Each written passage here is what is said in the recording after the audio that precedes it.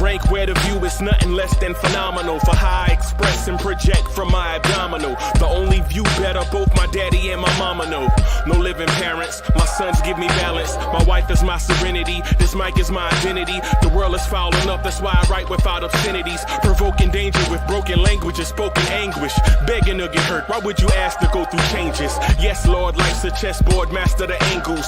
Control the tempo, be the one who holds the info. Acknowledge is just as deadly as machete swings. When spoken, the truth is as potent as that Medellin. While others swear the style is free, I just let it ring. Our time is undervalued, soldiers make us better kings. My family's on my shoulder, reaching after better things. Today I take the shot, for them I'd rather set the screen. My mama told me follow my dreams. My daddy told me get it by any means. Stand tall, make him bow to a king. But I've evolved, you can see the resolve. Look in my eyes when you speaking to God.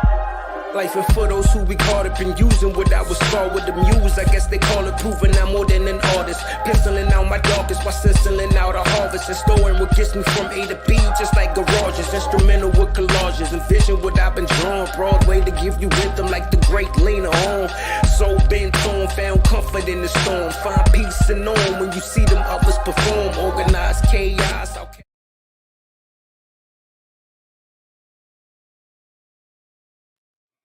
Yo, what's good? What's good, everybody? What's poppin', party people? Welcome to the Knicks at Night podcast. I'm your man, Uncle Freezy. What's good? What's good? I think I might be rocking by myself tonight, but whatever. We still good. We good.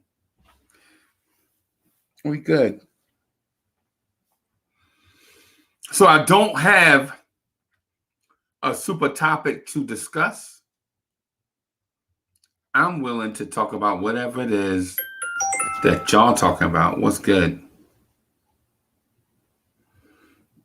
Okay. Hoodie Kev just hit me up with something. I don't know. Something about cinnamon buns or something. I don't know. What's good, party people? Let's go, Knicks! How about that? Let's go, Knicks. Get that energy up. What's good? Shout out to my chat. Shout out to the chat. What's good? What's good? Right? So the Knicks have the night off and they deserve it. Right? These cats, you know what I'm saying? It's been a long season. They've played a lot of minutes. Play a tough schedule.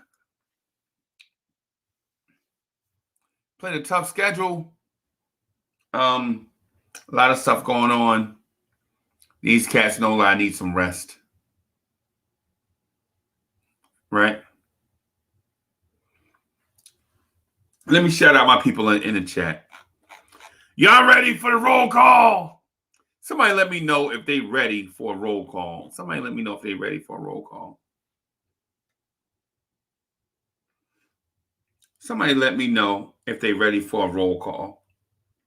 I need to see some thumbs up in the chat.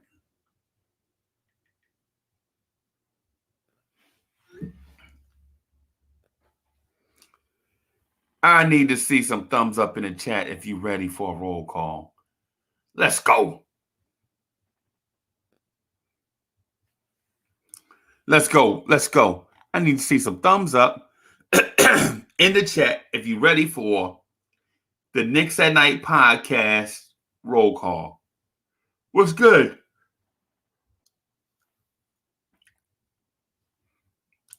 What's good? I need to see some energy tonight, man. What's good? Yo, so shout out to Robert Paul. What's good? Robert Paul, what's good?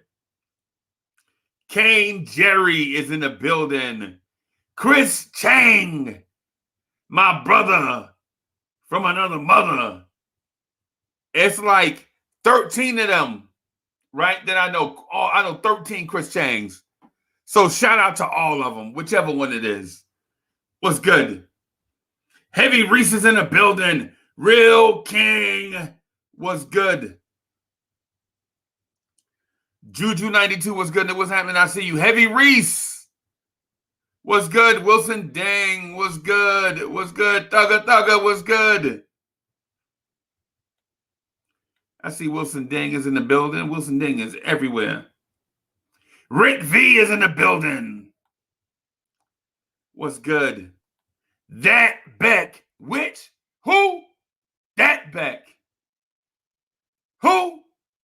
That Beck. Robon was good. Rick V. Ha ha ha ha ha. C Mac is in the building. What's good? Salute C Mac. What's good? What's good? What's good? What's good, party people? How y'all tonight? What's good?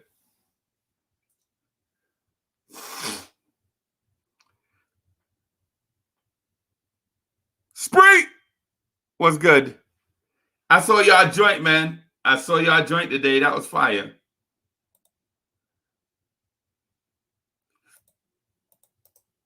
I saw they joint. That was fire, bro. They doing big things.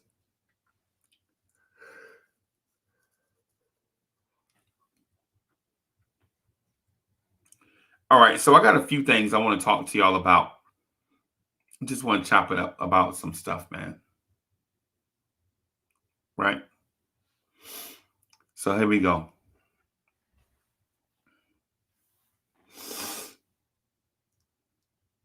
So Julius Randle was all NBA. Tibbs should be coach of the year, right? Julius Randle and Derrick Rose should be in the most improved conversation, right? Quickly is first team all NBA, right? Payback Jack was good. Tibbs does make adjustments in game. You saw him make adjustments, but he's working with a very, very limited roster, right? And for those that say Tibbs don't make adjustments, they should be ashamed of themselves because they clearly don't know basketball, period. They don't know what to look at on the court. Because during a game, you see Tibbs makes adjustments all game, sometimes too quick. The Phoenix game, I would rather have let DeAndre Ayton score 40 and get 29 rebounds than to start giving up the corner three. As soon as he adjusted to stop Ayton, Phoenix blew the doors off us. Y'all know this is true. DeAndre Ayton killing us kept us in the game. When we adjusted to Ayton, it was a wrap. And it happened in both games. Not with Ayton, not just with Ayton. But when we adjusted to, in the first game, when we adjusted to the paint penetration, we started giving up corner threes. And this time Phoenix came out. Hey, Real King, the debate league soon come. I'm about to order the championship belt. I'm going to order the belt and have it be here, right? And then I'm going to go back the old school way, have people sign up for the league, have them put money down, not because we need the money, but we need for people to show up, right? So I'm going to ask them to put like $20 or $10 down, right?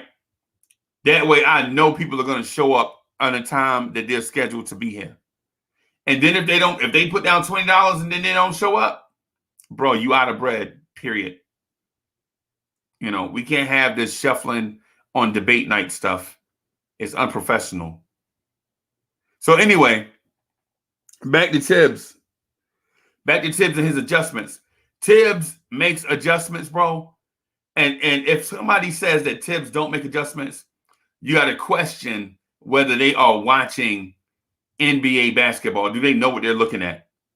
Because legit, what coach is going to stand there and let his team lose and not do nothing? You got to question where that question comes from about Tibbs don't make adjustments. Decius Thomas, what's good? What's good? Decius Thomas, what's good? All right, here's your other thing. The Knicks front office, they've done an admirable job, but the fact that we don't have a center that can defend other NBA centers makes you scratch your head.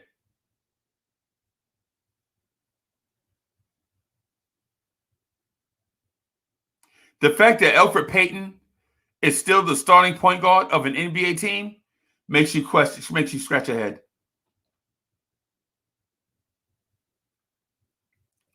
Thugga, what's good?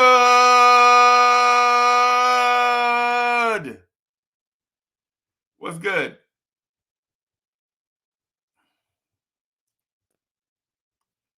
Yo, think about what I'm saying to y'all. The fact, and I'm getting in my bag right now because generally when people get on, I don't get a chance to say much. I just got to get out of the way and let people eat, right? Because this is a Knicks channel for fans to come on and have they say. And sometimes it's so many people here that I don't get a chance to get in my bag, right? And tonight, I'm going to get in my bag like I'm looking for loose change, right? It is what it is. I'm getting in my bag like it's loose change at the bottom, bro. Period. Because I heard a lot of stuff over the weeks and months, and a lot of it doesn't make sense to me as a former basketball player and a fan of the New York Knicks, but people have their opinions, right? Here's the other thing. RJ Barrett is not a small forward. RJ Barrett is not a small forward. Just because you're big at your position doesn't mean you can move up and play. You can play up, right?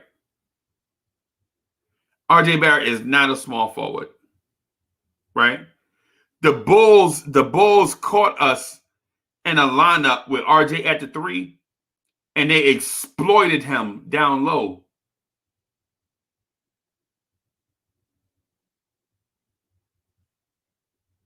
You hear me? Y'all hear me? The Bulls, short-handed, exploited RJ Barrett at the 3. We still won the game. We still won the game.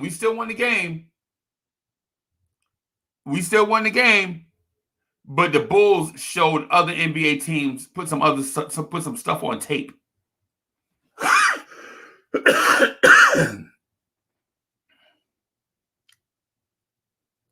Frank Ntilikina is not an NBA point guard, period.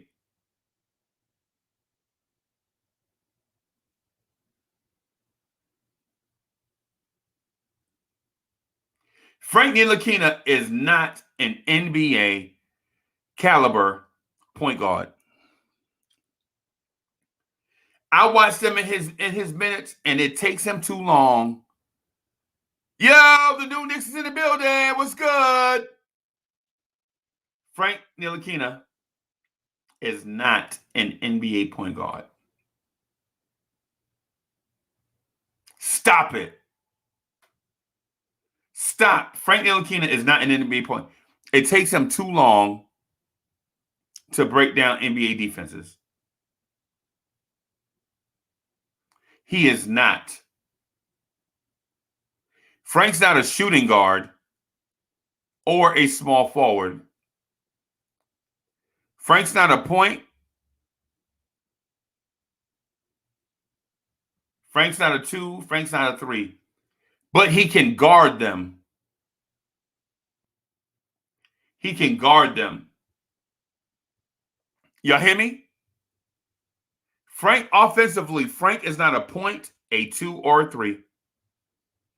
But he can guard them. And that's going to be his job in the NBA. Even when we needed Frank in a pinch against the Phoenix Suns, he got out there against Cameron Payne, and Cameron Payne looked like the superior offensive point guard. 19 coming in New York, NYC 84 was good. Carlos S. was good. What's good? I see you.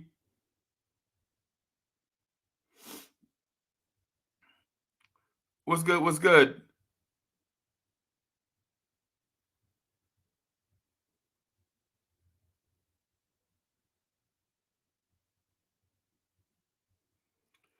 $19 comment NYC 84 was like, yo, what's up with the roll call? Everybody, what's happening?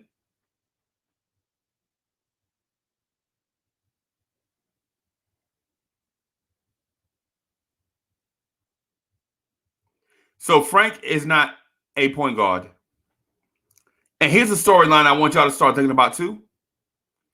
Emmanuel quickly can pass.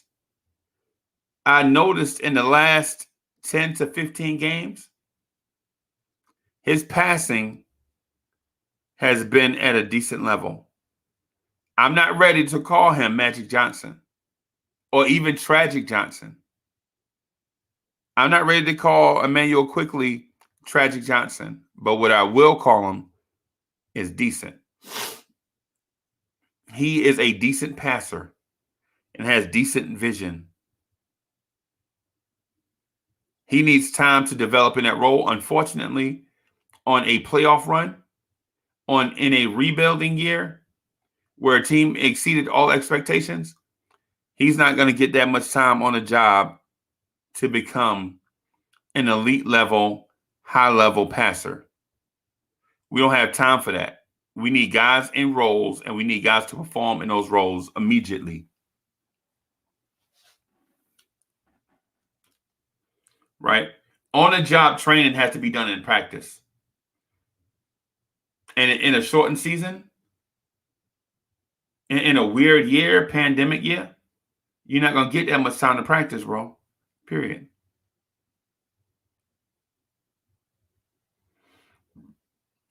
His role, Lee Phillips was good.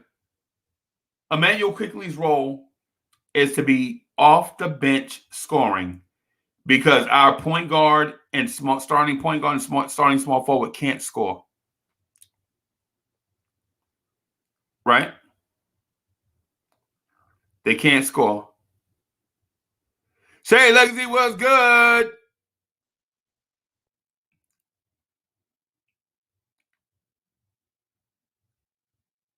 Johnny Tomlin was good.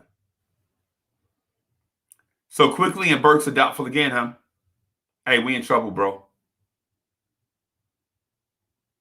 We in trouble.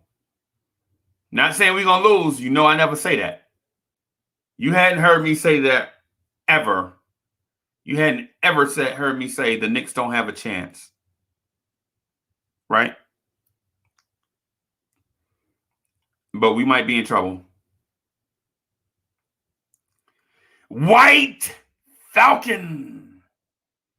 What's good? Let me see what Decius Thomas got to say. I got a whole bunch of takes. I hate to say takes, man. I have a bunch of thoughts I want to throw out there. A bunch of them. The way Tibbs playing EP since Rose came back, I feel he could have been playing Knox, Frank, and Obi, and they would be better as the season progressed. Your start or you playing time is based on, yeah.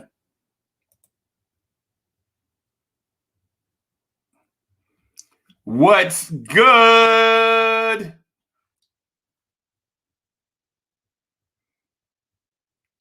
Here's another thought. Here's another thought. RJ Barrett is a better spot-up shooter than Devin Booker, Zach LaVine, and Bradley Beal? Who questioned that? RJ Barrett is a better spot-up shooter than Bradley Beal, Devin Booker, and Zach LaVine. Who questioned that? Remember, if you put it in the chat, it's permanent. Like when you say stuff in the chat, your name is by forever because people are gonna watch it in the replay, and this stuff is gonna be replayed over and over and over. So before y'all say Devin Booker is a better spot-up shooter than RJ Barrett, you better look at numbers. You better look at numbers. You better look at volume. You better look at numbers. You better look at volume. Is Devin Booker a better scorer than RJ Barrett? Yes. Is Bradley Beal a better scorer than RJ Barrett? Yes. Is Zach LaVine a better scorer than RJ Barrett? Yes. Are they better than RJ Barrett spotting up for three? No. Give my boy his credit. And I hear some of y'all sucking y'all teeth. Y'all like, you pick out the one thing RJ Barrett better than them and you're going to talk about it. Why not? Other teams do it.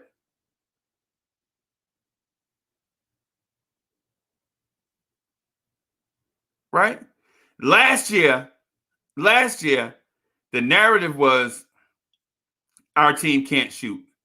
This year, we have 4 guys shooting over 40% from three. How about that? Take that. How about that? The narrative last year was this team can't shoot. This year, this team has 4 guys over 40% from three. I'm gonna see if I can find out who they are. I mentioned it to Hoodie Cav last night, and nobody believed me.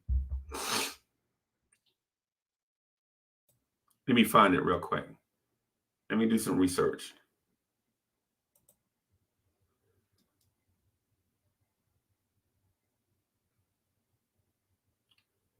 Let me find it real quick. Just bear with me. Bear with me, y'all.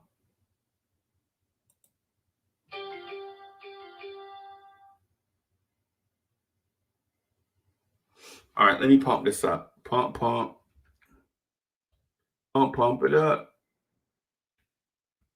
Let me pump this thing up, okay? And then I'm going to share it with y'all. Just bear with me. Dang, y'all mad and patient. Calm down. Bear with me. All right, do you see these 3-point percentages? Right? Number 1 is Frank Ntilikina at 45%. Number two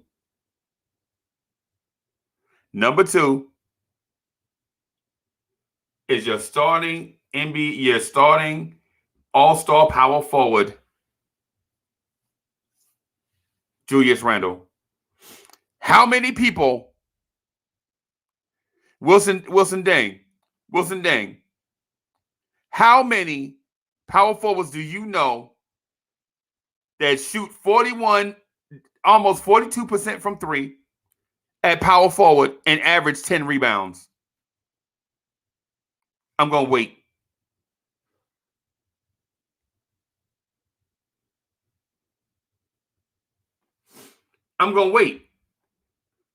Who in this league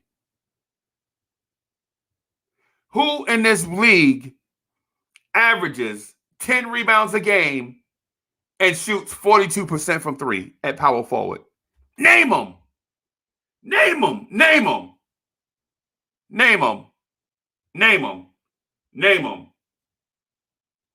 Call them out. Because I'm almost ready to say Julius Randle is a top 3 power forward in this league.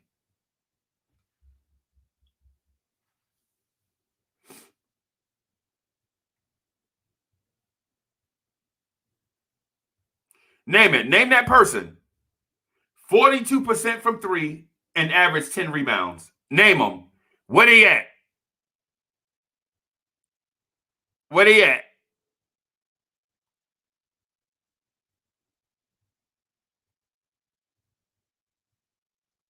Y'all saying Larry Bird, right? Larry Bird did it. I'm talking about current. I'm talking about currently. I'm talking about currently.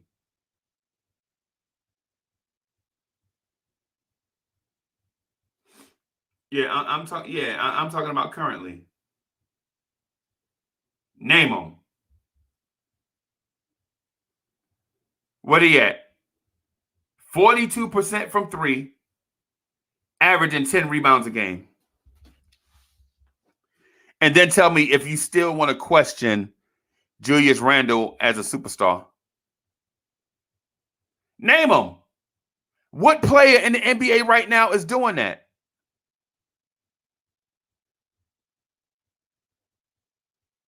Who? Somebody point out a guy. Davis Bertans? Is he averaging 10 rebounds a game?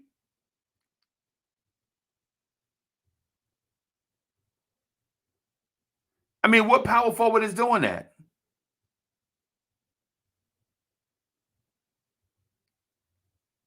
Yo, hey, City got a family obligation. I think they're having a family reunion. So he's gonna be in the chat and he might be here later on. He kind of sent me mixed messages. I think City might be.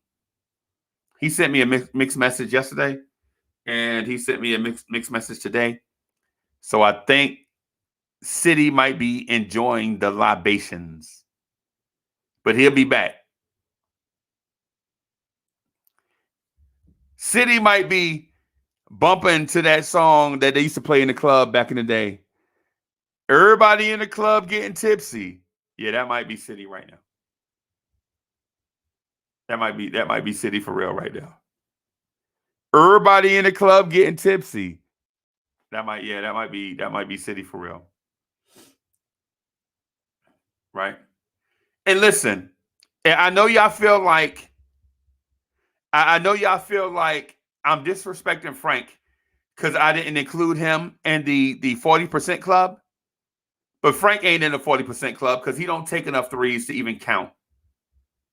Okay? He don't even count.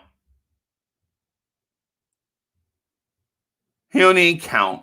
I'm not counting Frank, and I'm not counting Derrick Rose. They don't take enough threes for it to even count. The people I'm counting are Julius Randle, Reggie Bullock, Alec Burks, and RJ Barrett. And I know RJ Barrett is 39.9, but if y'all legit say that ain't 40%, something is wrong with the school that you went to. Right? 39.9 ain't 40. Yeah, it is. Out of here.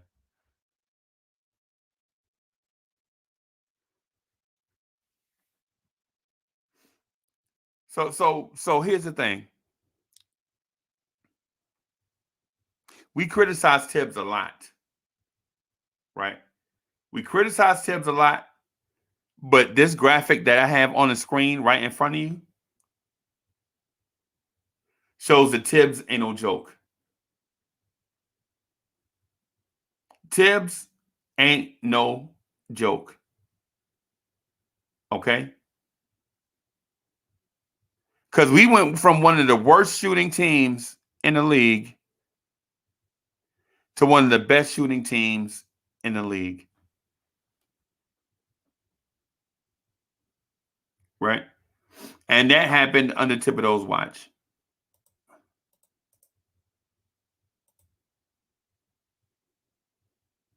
A lot wise. What's good? What's good?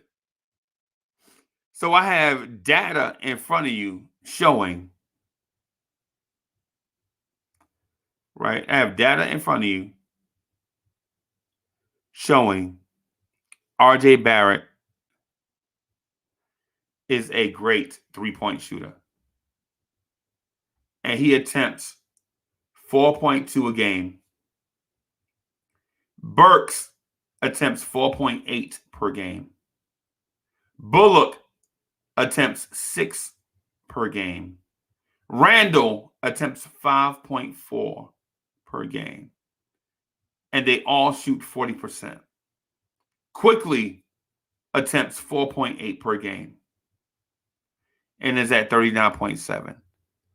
So if you count Quickly, Barrett, Burks, Bullock, Randall, that means you have 5 guys that are shooting 40% from 3.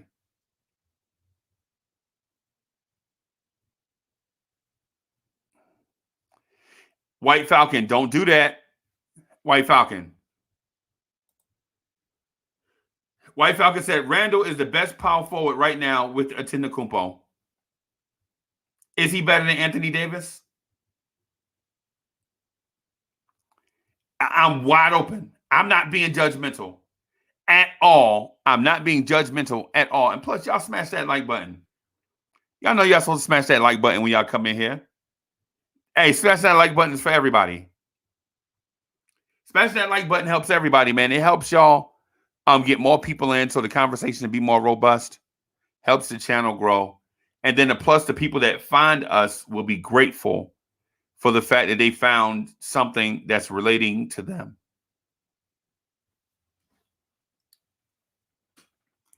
Smash that like button. Let me do something real quick.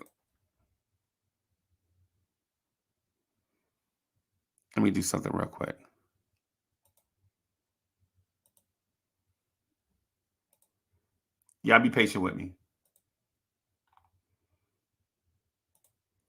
Oh, man, we got 32 likes. Come on, y'all. That math ain't adding up. Let's go.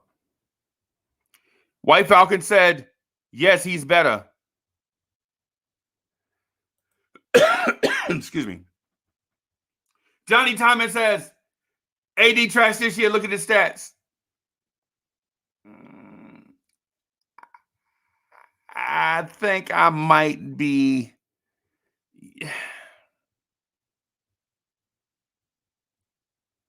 I think he might be. Yeah. I ain't gonna say trash. I'm not saying a career year. How about that? He's not having a career type year. Right? All right.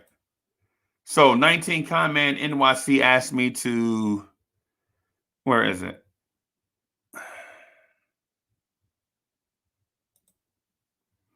Freezy, can you show us the trophies you picked out for the Freezy Awards? Yes, I will do that. Give me a second.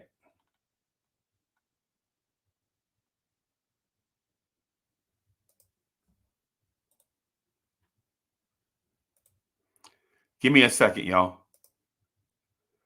I gotta do something to it just real quick.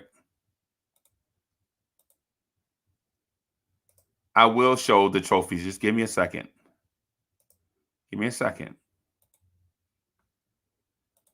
All right, y'all, give me a second, man. All right, I'm working here behind the scenes and trying to do.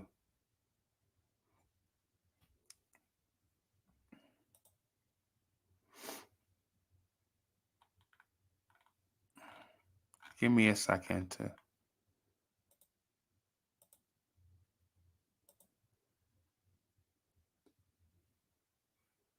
Yeah, give me a second.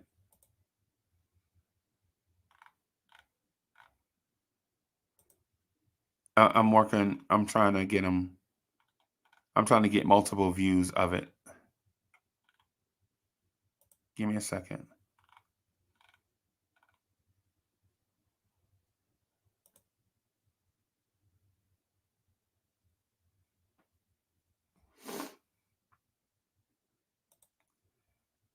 All right.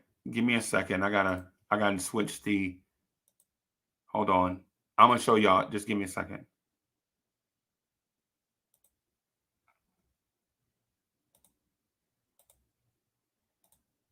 All right.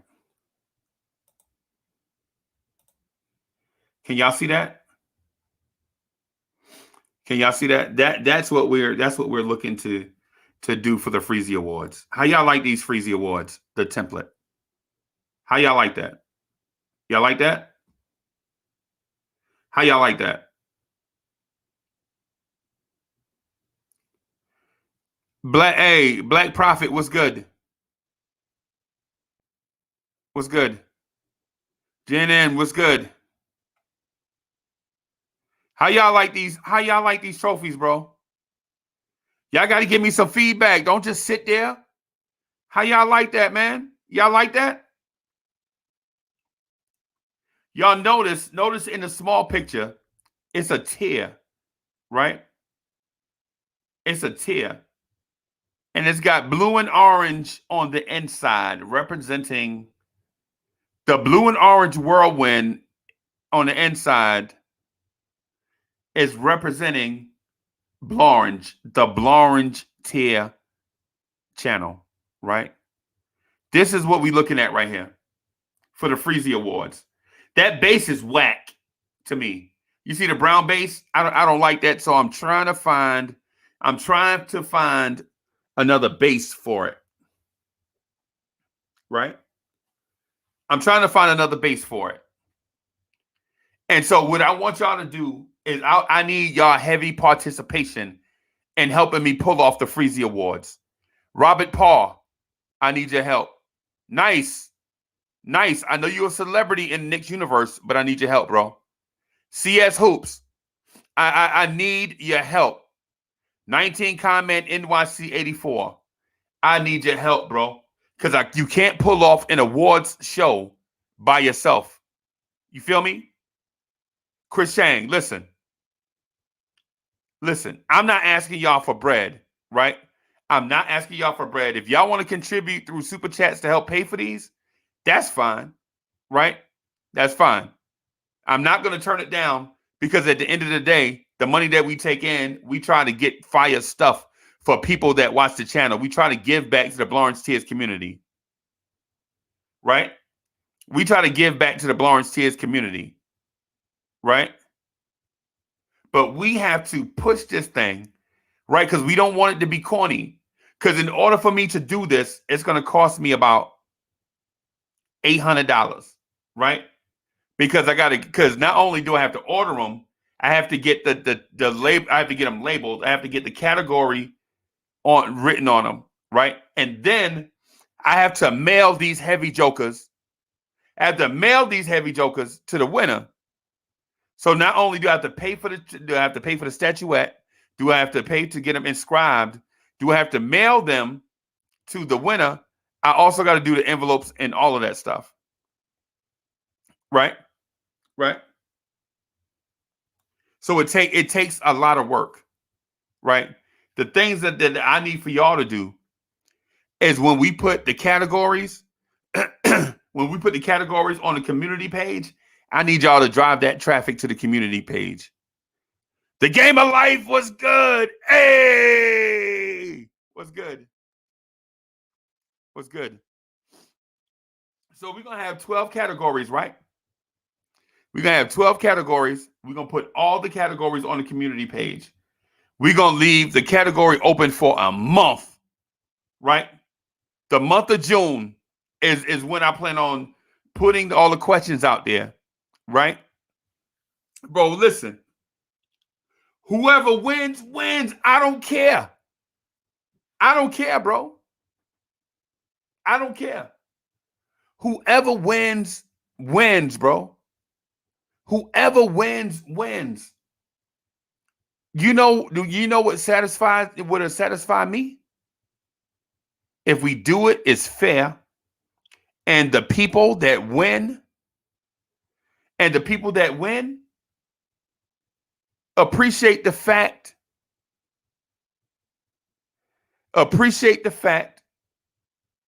that people like them enough in order for them to win a legit statuette. Right? So CS Hoops, thank you for the super chatter platter. As City for Real says, this chat saved my life. Go Knicks. Hey, bro. Me too. Me too. I ain't gonna get too heavy. But yeah. Right? I ain't gonna get heavy. But yeah. So, like what I was saying, so we got the Freezy Awards coming up, right? Probably at the sometime in July, once we get all the votes cast, right? We're gonna do an awards show, right? We gotta pay the postage because I don't want to put these in the mail.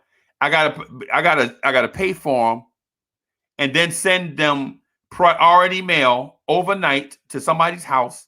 That's probably gonna be like $20. You know what I'm saying? Which some of y'all got bread like that. I'm an average Joe. But you know what I'm saying? Them $20 add up, bro. That's $240 in postage. You know what I'm saying?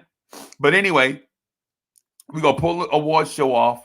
These statuettes. Nobody else in the Knicks universe is doing this, and they better not steal my idea. Chris Chang, if somebody steal my idea, if you go to another Knicks content creator channel and they doing the Freezy Awards, bro. What's good, Chris Chang? Chris Chang, listen, Chris Chang, you got my back. We doing the Freezy Awards, and then you look on another person joint, another Knicks content creator joint, and they doing the Freezy Awards. They bought it on themselves, bro. So how do y'all like the Freezy Award idea? Y'all got to give me some feedback, bro. Y'all got to give me some feedback. Y'all got to show us some love. Me, City, Hoodie Kev, Rob the Nick, Ghetto Intellect, Free Keith. It's a bunch of us behind the scenes, bro. We trying to, man, listen, we doing this for y'all, bro. ESPN ain't doing this for y'all, bro. I'm just gonna leave it at that.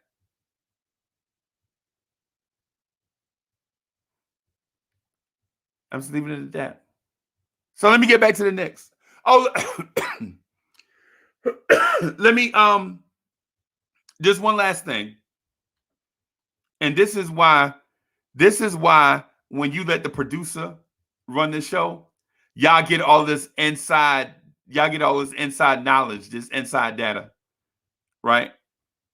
Right. This is when you let the producer run the joint instead of the host, then you get all this inside information. So we trying to do a fire championship belt too for the Blowrance Tears debate league. So we legit trying to roll out, Ismail Rivas is back. What's good? What's good? Ismail Rivas? Rivas, what's good? Rivas, what's good? You better say something, Rivas. Stop playing. We out here doing this show for you and you ain't even want to holler. You ain't got no rap, no holler. You like, I'm just trying to, survive. What's good? Hey, Jose Perez. So, I don't know where Rob the Nick is. Rob the Nick is a phantom. He show up when he want. Right? Rob the Nick show up when he want, but he the OG. He the triple OG. When cats cut up and get out of line, I legit call Rob the Nick on the phone and be like, Rob the Nick, listen, we got us issue. Bro done slipped and bump his head. I need for you to holler at him. He won't listen. I try to talk to him. He won't listen. Rob the Nick will be like, give me his number. And I give him a number and that be it. Issue solved. That's Rob the Nick. Hoodie Cav probably somewhere in some shady gas station buying snacks. It's Hoodie Cav. Y'all asking me about Hoodie Cav? Yo, Hoodie Cav is legit probably in Tiger Mart or Circle K or 7-Eleven wondering if the donuts in the display are fresh. That's Hoodie Cav. Hoodie Cav is probably in 7-Eleven right now with a Mountain Dew, 2-liter Mountain Dew under his arm, right? With a Mountain Dew under his arm, looking in a display case, like, how long these donuts been in here? That's Hoodie Kev. Hoodie Kev, what time is it? It's 12:54 on the East Coast. Hoodie Kev is probably in Burger King drive-through right now, like, hey, y'all shake machine still up? I want a strawberry shake or something. That's Hoodie Kev, right? He on the way. Hoodie Kev is on the way. Trust me, I have not been deserted, right? Frozen Kev is in the building. Quiet Money is in the building, right? So the championship belt, I'm having beef with the championship belt because people, they won't preview it. I can't get anybody to preview it. Like, I don't want to go through checkout and then it be wrong and then me not be able to change it. Corey Lee was good. I need to talk to a human on this one. Before I spend $320 on a championship belt and it be wrong, I need to see it. Right? So that's the hold up on that. Jose Perez said, did you sleep today? Yes, I slept. As a matter of fact, I was the lazy blood clot mind today. Right? I drunk me a Bud Light about 11 and I wanted to get on 12 o'clock crispy, right? Crispy. But I've been taking the ladies out, man. I've been driving all over the state. Happy Mother's Day to all the moms out there. I was doing the Mother's Day thing today, right? Taking the ladies out to eat and shopping. They like, for real? You gonna buy this for me? Yeah, just put it up there. I'll swipe the card. You know what I'm saying? For real? Yeah, just put it up there. I'll swipe the card. So I'm all in all these weird places I'm walking. Dudes walking by me like, hey, man, your Knicks doing something? Yeah, man. Wish the Knicks was on right now. I wouldn't be in this female store following my mother and Miss Mocha around. You know what I'm saying? I wouldn't be in this store following my mom and Miss Mocha around. They shopping.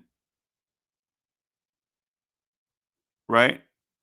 So shout out to all the moms, man. I'm be trying to do my thing. I take care of the ladies. You know what I mean? And that's for real. I try to do it. I try to do it all the time. But it's something about them having a day that you got to kind of make sure you take care of them. You know what I mean? So anyway, the championship belt soon come. Soon as the belt come in, as soon as we get it done and it comes in, man, we're going to crank up the Lawrence Tears Debate League. Because I want to have the belt for people to see. I want to be able to hold up the belt for people to see what is on the line. Right? 19 comment, NYC84 said, first 20 for the trophies. Let's help our Knicks fams. Bam! Thank you for the $20 super chatter platter.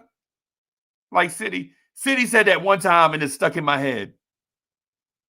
He said it one time and it's stuck in my head, man. I love City for real.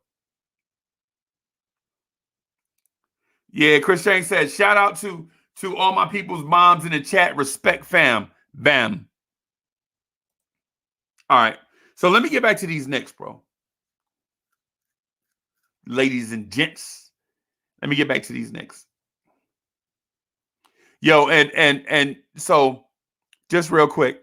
Y'all know I'm real touchy about y'all. Like, I'm real touchy about y'all. Right? I'm real touchy. Very touchy about y'all. Right?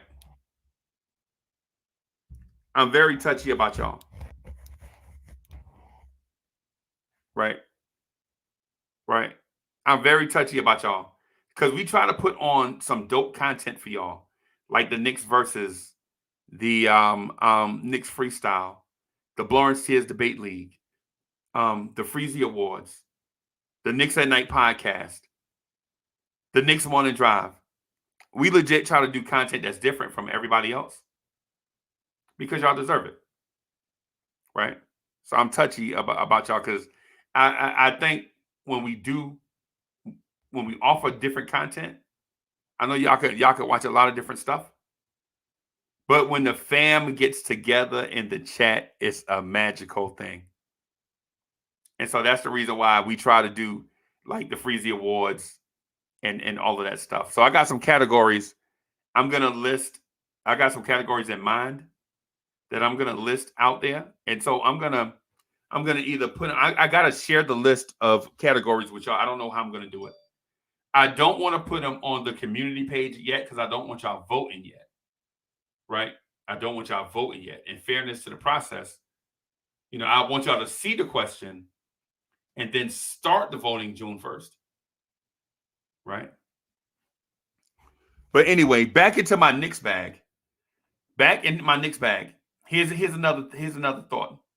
The Knicks have the best coaching staff in the NBA. Period. Hands down. The Knicks have the best coaching staff in the NBA. Period. Right? And don't be don't be like, yo, how you know? Bro, we went from a 21 win team.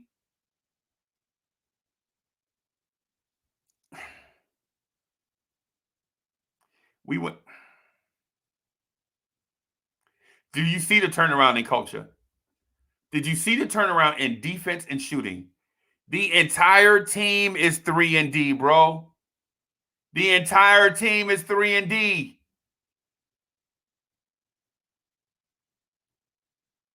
The entire team is 3-and-D, bro. The entire team. I don't want to get back in. Shine, what's good? I don't want to get back into the numbers again, even though numbers are a true indicator of who, or a legit indicator of who you are as a player. Right?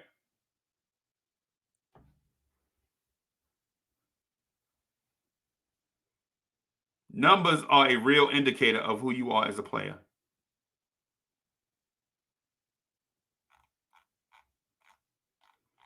Man, this ESPN is bugging. ESPN is bugging out. You can't even go to their joint. They got that media player. It just plays randomly. Right. Juju 92 was good. Illmatics was good.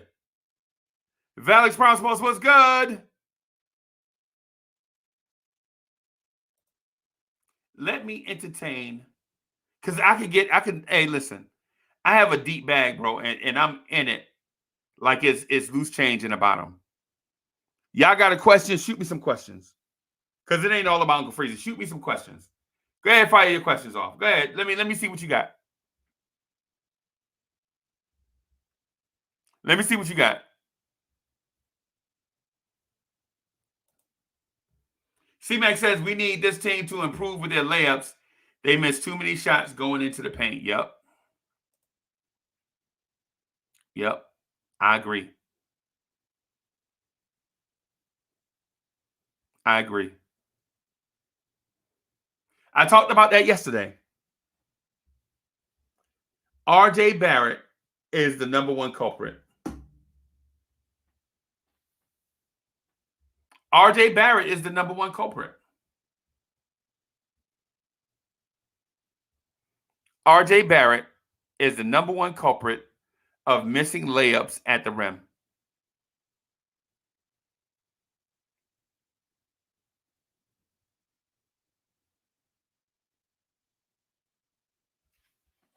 R.J. Barrett, in my opinion, R.J. Barrett needs to stop angling away from the basket and start attacking the front of the rim. Don't throw the ball high off the backboard. Put the ball on the rim, R.J. Barrett.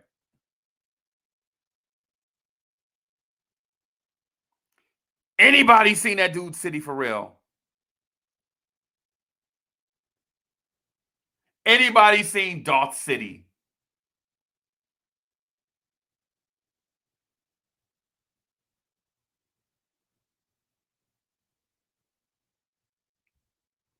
White Falcon says, put Rose at the 2. RJ Barrett is doing fine. RJ needs softer hands, says 19 comment in NYC 84. I think RJ Barrett needs more explosion.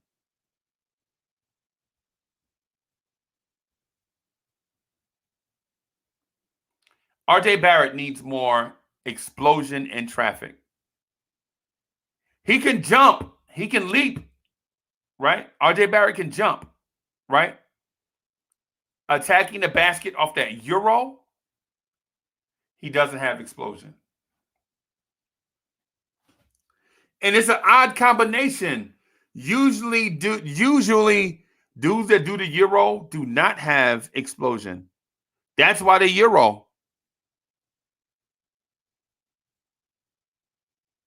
That's why the Euro. Because they don't have explosion, dudes.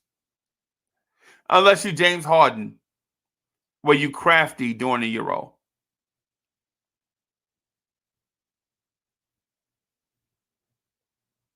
Very strong is RJ. Delano Steele, the original DSJ. Salute, salute, salute.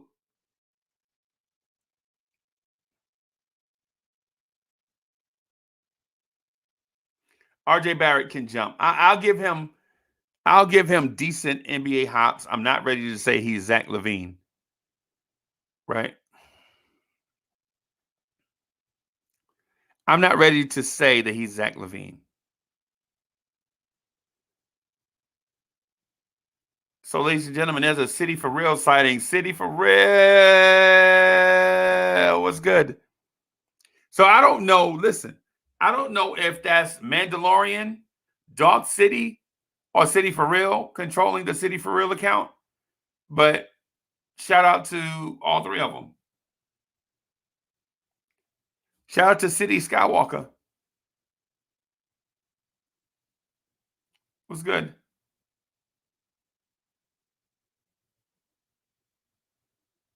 What's good?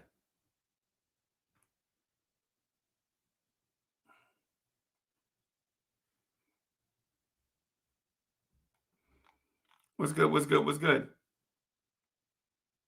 So y'all ready for some more of my takes? Here's another takes. I keep saying takes. God dog it. I watched Shannon Sharp for 10 minutes and now I'm saying takes again. Weber all the time. What's good? I watched Shannon Sharp dumb behind for 10 minutes and now I'm saying the stuff he's saying. So here is a thought, and it's gonna rile up the chat. And so what? Listen, if y'all got heat for Uncle Freezy, bring it. Bring it. I like conversation. This is the reason why I do this. Karl Anthony Towns is a better player than Anthony Davis.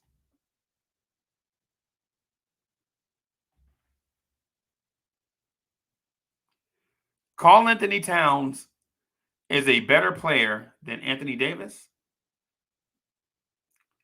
And my belief is the Knicks are going to try to acquire Karl Anthony Towns.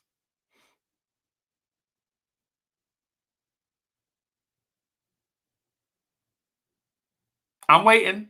I'm waiting for the chat to explode.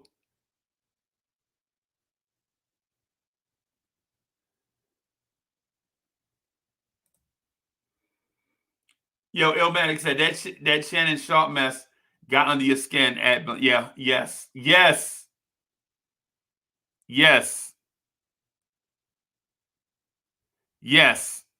It got under my skin. Because I feel like smart people should be able to word their thoughts in a way that's not clumsy.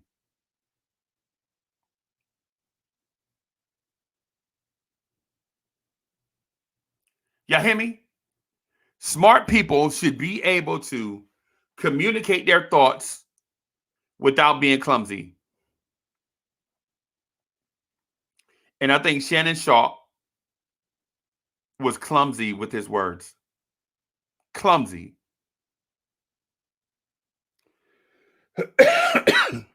Borderline buffoonery.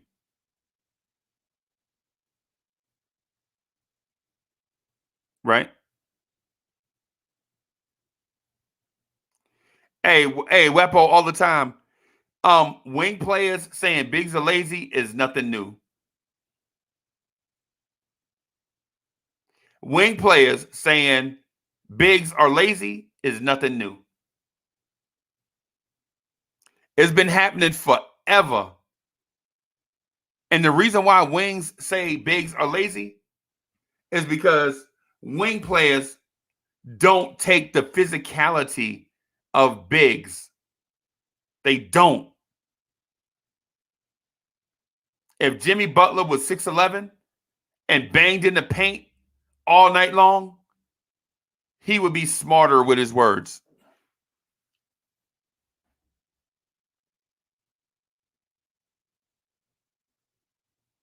Right?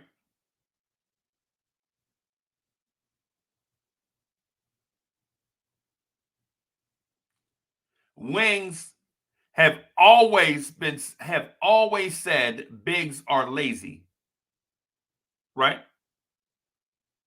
I mean, I told y'all the story of me and Kenny Washington at Dickinson High School back in the 80s. I told y'all that. And that was back in the 80s, bro. That was back in the 80s. Right?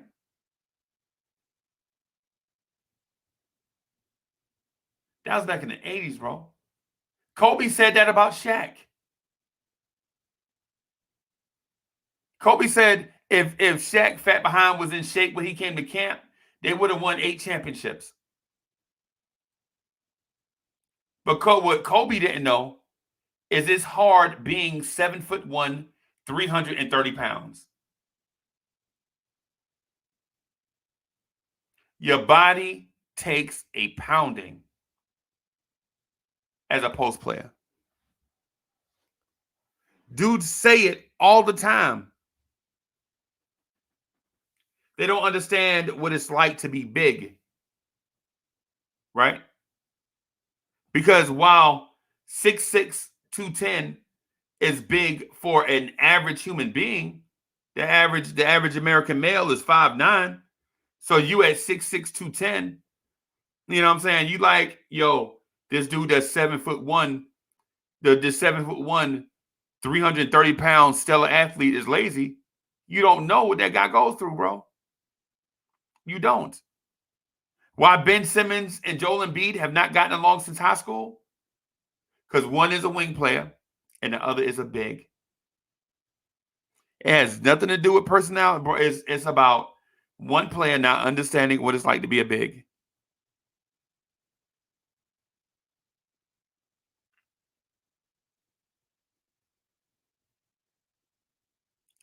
White Falcon.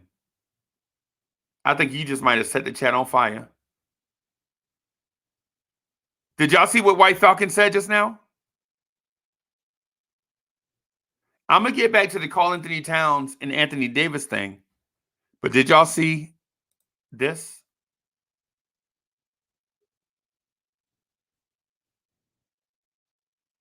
Did y'all see that?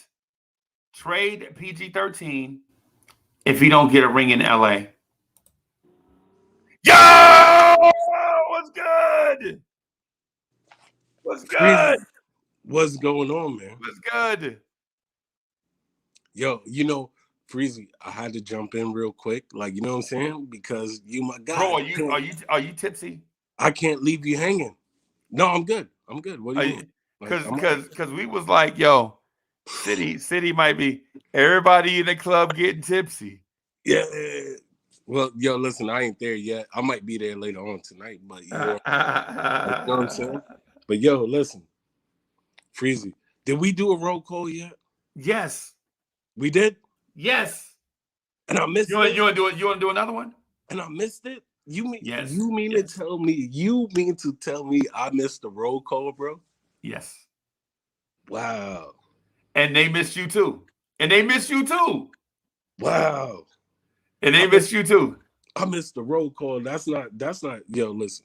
That's not even cool right now. Like I'm not like I feel some type of way right I mean, it was cool for the chat. now. It was cool for the chat. We always enjoy the roll call, bro. It wasn't cool for me, man. Bro, we always enjoy the roll call. Who don't like getting shouted out?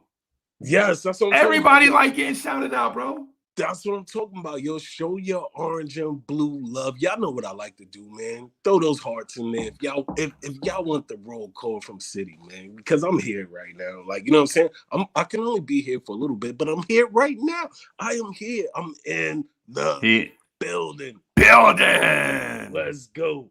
Hey, let me show you some. Let me show you some stuff. I gotta show you some stuff, right? Because you know we're gonna do the City Award. The City. You know we're gonna do the Lawrence Tears Freezy Awards, right? You know we're gonna do the Freezy Awards, right?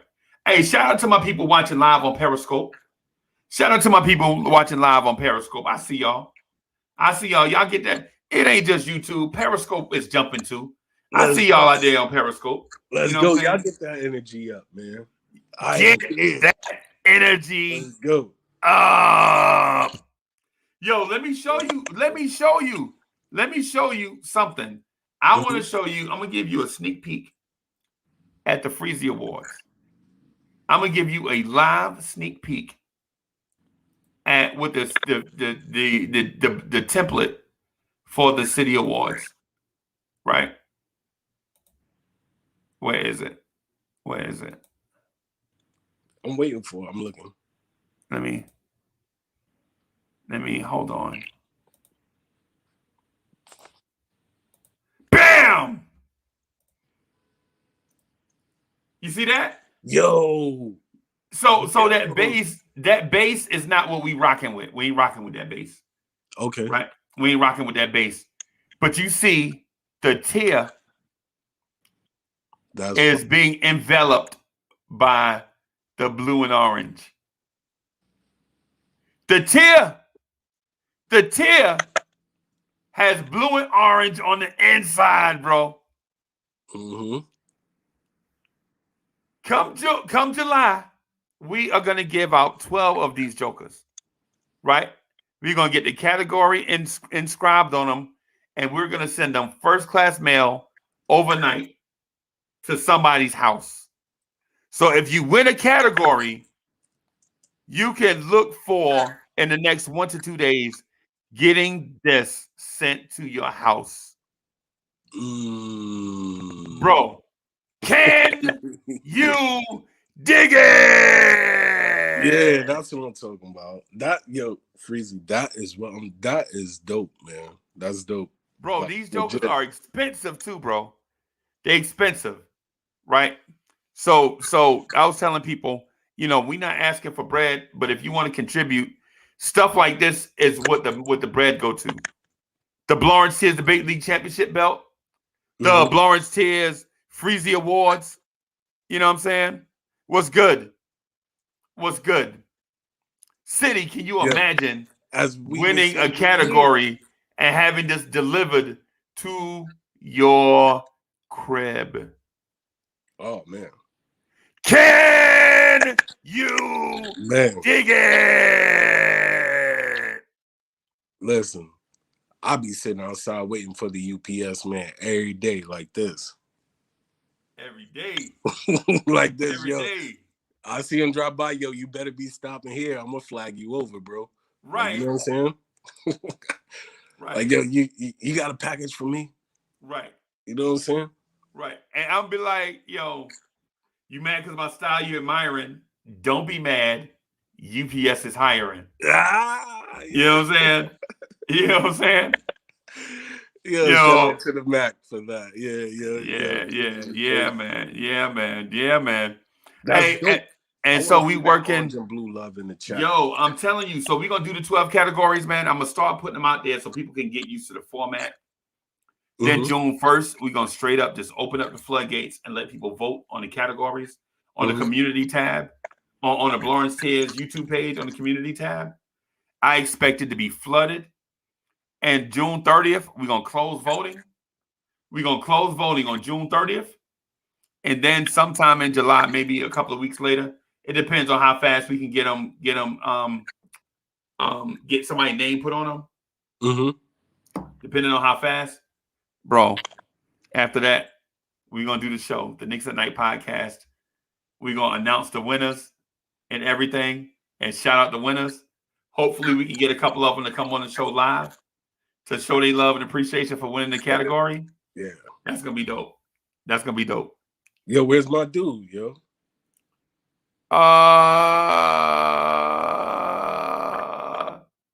I think he's at 7-Eleven on a donut aisle asking the overnight attendant if the donuts are fresh. How long these donuts been out here? 8:30. It's 1 o'clock in the morning. You know what I'm saying? Hoodie Cab. That's Hoodie Cab. So yeah, so Hoodie Cab soon come. He was just about to jump on, but he left his food at work, so he had to go all the way back to work to get his food. So but you don't need to eat. Bro, just pick up something along the way. I know. You know what I'm saying? I know. And I had been talking to him all night, right? Because I was driving my moms and them around and Miss Mocha around for Mother's Day weekend, taking them out to eat, letting them do what it is, do whatever it is that girls like to do. You know what I'm saying? And and so I did that, and then I wanted to do Chop It Up, but we ran over by so much time. I wanted to do Chop It Up tonight or last night at 8 o'clock, but we ran over, and then plus we were out of town too. So by the time we did all of that stuff, bro, shopping and walking and getting back on the road, I didn't even get in the house until like 9. So I blew that time. I blew that window. Oh, wow. Because I can't just walk straight in the house and jump on and be gone. Like from 9 p.m. to 4 o'clock in the morning. That's 7 hours, bro. Miss Mocha ain't allowing that. So. Yo, so Knicks, man, you said where's the link for the page? Which page you talking about? Because whichever page you're talking about, Freezy can drop the link. You know what I'm saying? This is what we doing. Hold on. Let me. Because I like, you know what I'm saying? Like, I don't know which page. I don't know which page you're talking about. All right. I'm putting a link in it. And then. That's the page right there. Again, shout out to my people on Periscope. What's good? What's good? Shout out to people on YouTube. My people on YouTube. What's good? So, City, when you click on this link, it takes you to the Lawrence Tears homepage, and you'll see the first video should be our live video right now, right? Oh, okay, no doubt. And then you'll see the tabs up under Lawrence Tears, Knicks Focus, home videos, playlists, community channels. You know what I'm saying? And under community is where we're gonna put all the stuff. See all the questions under there? Yep. Yo, listen, Freezy, I might have to dip here in a little bit, but can I do something real quick for the people before I bounce? All right, what's good? Can I get them to get that energy up? Up! Can y'all turn up one time? Like, you know what I'm saying? Because I'm here. Like, you know what I'm saying? I came here to address the people. And I came here to talk to Freezy. Like, you know what I'm saying? And if y'all here, I want to see it. I want to see who here. And y'all know what I think we need a roll call, bro. I think we need a roll call from City. Y'all know what I like. Y'all know what I like. You know what I'm saying? That's right. Come on, man. Let's go. You know what I like, man. Throw those orange and blues in there. Let's get it going. That's what I'm talking about. The real DSJ, CS Hoops. That's what I'm talking about. Let's get this thing lit, man. Let's get it lit, yo. Come on. We here. We in the building. Like, you know what I mean? Let's go. YouTube watcher. Throw that thing in the chat, man. You know what I like. Y'all know what I like. Let's get it going. Sean Cubes, my dude, you already know. Let's get it going. Right. Payback Jack, holding it up. You know, torching What's it. good? Payback Jack is torching the chat right now. What's You know what good? I'm saying? Torching it. Torching it. Let's go, yo. We here. What's good? We are here, man. Let's go, John Weber. Mr. You. Webb. C Webb, that bet is in the. Hey, wait a minute. building. Which back? Which back? That back Bam! is Which here. back? That back is Bam! here. Which back? You already know that back is That here. back. Bam! Let's What's go, good? yo. Ivy 280 is in the building, smashing. Who? Ivy 280 is here. Ivy Smashing 280 was good. You know what it is, man. Let's go, Wapo. Wapo's all the time, because Wapo all the time was good.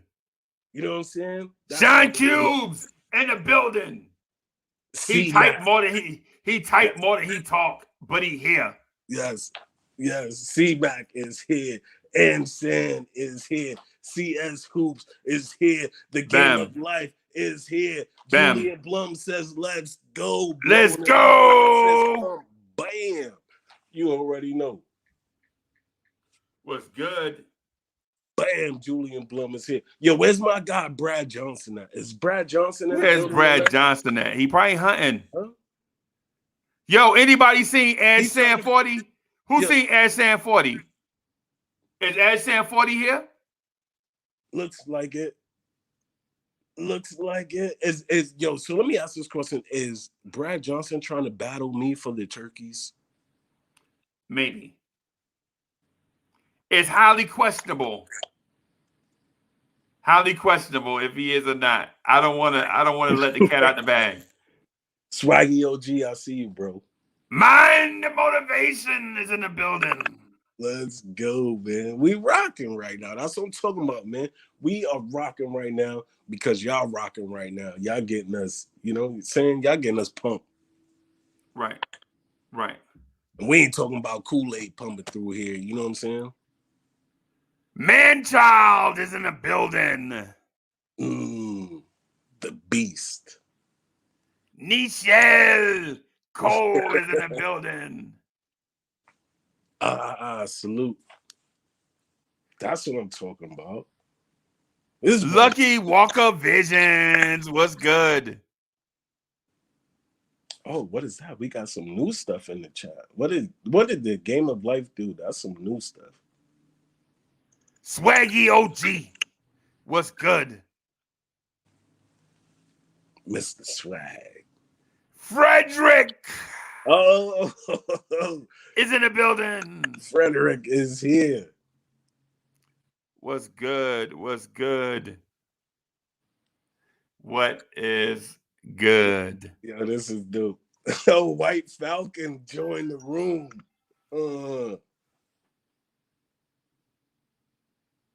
What's good? Illmatics. Yes. Is in the building. What's good? Yes. Yo, yes. What's going on with the fam? Fam? What y'all doing? A family reunion? It's a family reunion. Something like that. Like, you know what I'm saying? Trying to turn up for a little bit, turn up, show out, whatever you want to call it, eat some good food. I know y'all eating, bro. I know y'all eating good. Dreadhead. Kev. Dreadhead Kev. It's a frozen Kev, a hoodie Kev, and a dreadhead Kev. What's good? I wonder what would happen if they combine all three of their accounts. Would they combine to become Voltron Planet? Right. Frederick said, my gut, Illmatics. What happened? It's rolling. Sean Hughes was good. Oh, he said, "Oh my God." Okay, all right. You know what happened when you drink Modelo and then start texting? Who does that? I have a strict non-snitch policy. Yes, I ain't saying nothing. Yeah. Hey, Delano still says Uncle Freezy looks like Michael Wilbon from Pardon the Interruption. No, well, maybe a lighter version, maybe, but like not like Maybe a fatter, less rich version. Maybe that's what it is. All right, Wilson Dang. Hey, Sean Cube says, "City, everybody club getting tipsy." Nah, man, he had a family function, bro. Yeah. City ain't the drunk uncle, bro. Yo, y'all too much right now. Hey, City is not the drunk uncle, yo. Sorry, I didn't quite catch that. Could you please repeat it? No. Yo, every time I say City, my iPhone thinks I'm talking to her. City does not sound like Siri, or maybe it does. So White Falcon 44 said, "I still think we might get PG-13." What? When did we talk about that? Y'all talked about that last night? That came up today, bro. Oh, okay. Yeah. That came up today. That came up today. Yo, right. Hey, City, do me a solid. Right. Hey, can you hold it down for like 2 minutes? I'm gonna run back here and do something real quick. I'll be right back. Like 2 minutes. Yeah, no, you good. You good. I got you. You already know. What is going on, man? So what's good, man? I'm holding it down. I heard we were talking about PG-13. When did that happen? What was the don't he hold on. Isn't he under contract? Because I don't think he's not a free agent, right?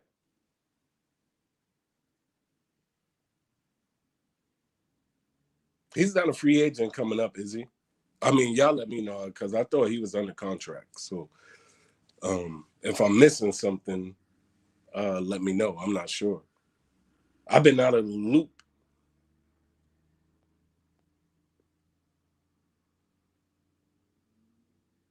Well, Wilson Dang, I get it. Listen, game of life, yes, PG is good, but how are we supposed to get him, on our roster? Like, how is that going to happen?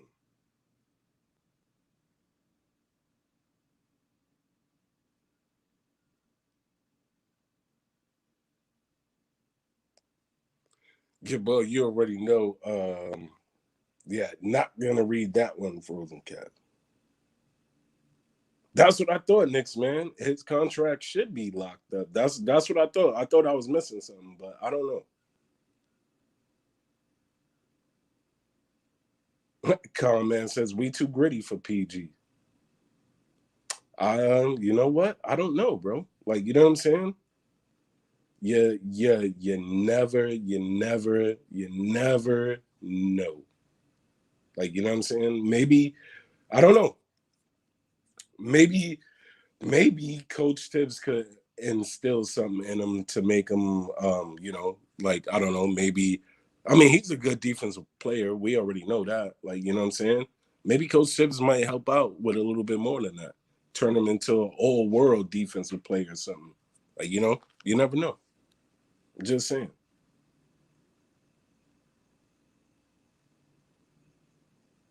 So, Wilson Dang, Pandemic P in the playoffs will give me a lot of questions. We got a lot of questions to ask right now, especially when we talking about this PG thing. Like, you know.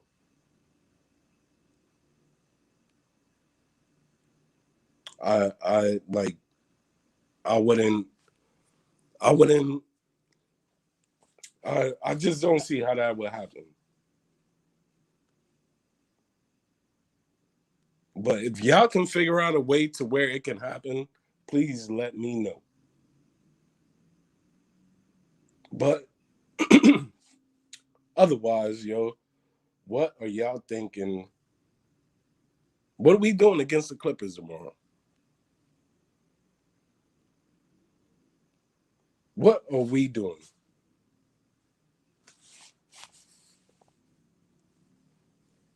I don't know if y'all. I see. Look, excuse me. I just got here, like, you know what I'm saying. So I don't know if y'all talked about this already. But are we smashing it out? We getting that W tomorrow because we need to see the bright lights again. Like, you know what I'm saying? Like, I don't know if y'all want to see them, but we need to see the bright lights again. We need to get that thing going. Cause I feel kind of rusty without it. Like, you know what I'm saying? I'm on tonight for a while, for a little bit, and I feel kind of rusty without the hat, yo. So we need to get that W.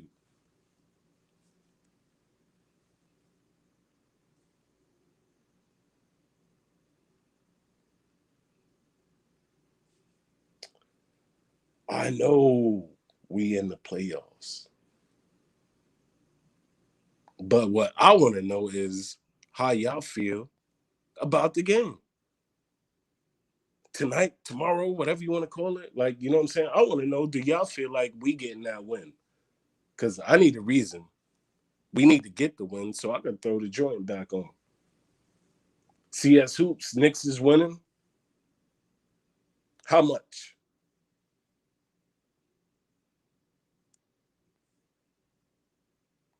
I want to see some predictions. I want to see some numbers. You know what I'm saying? Roll around with the numbers. I want to see it.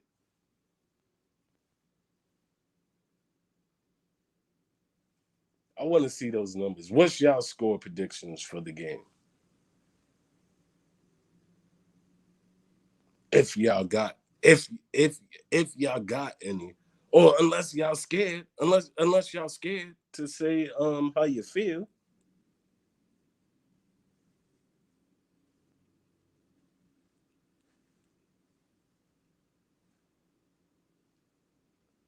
I mean, who's scared? Y'all scared down there? Oh, 117, 110. Knicks man says we win. White Falcon, 115, 105 in the lowest.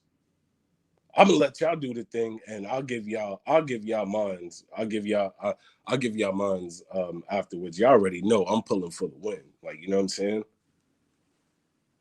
But I never do too well with the score, like with the score changing thing. Like, that's like I suck at that. Like,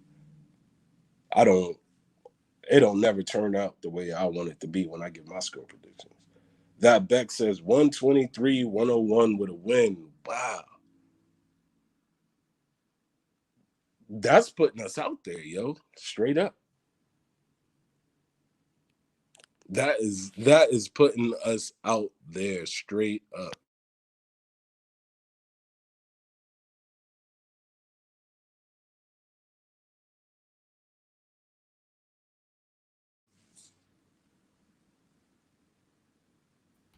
Yo, Alex Prom Sports 114, 112. Knicks. yo, some dude named Charles B said he is public enemy number one. No, Flavor Flav is the son. Public enemy number one. Flavor Flav is the son. Public enemy number one. What's good? Shout out to everybody watching on YouTube and on Periscope. What's good? What's good? What's good? What's good? So Hoodie Cab said he'll be here in about 30 minutes. He legit had an issue in Tiger Mart with the people that put the donuts out. You know what I'm saying? He's like, yo, these donuts been out here since 8:30. I'm gonna wait right here until the donut man come deliver. Oh, What's good? Hoodie Kev had a Mountain Dew under his arm, 2-liter, waiting on the donut man. And this dude doesn't gain an ounce. And full disclosure, Hoodie Kev spoke to my mom today and admitted that he is a rich, spoiled brat. what? Yes. He spoke to So, my mom today. Mom Dukes got him to admit that?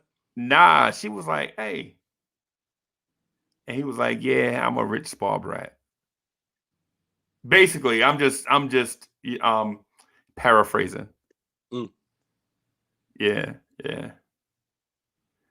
Illmatics. That's okay. We love him anyways. Nah, that's our guy. That's our Yeah. guy. That's our guy, bro.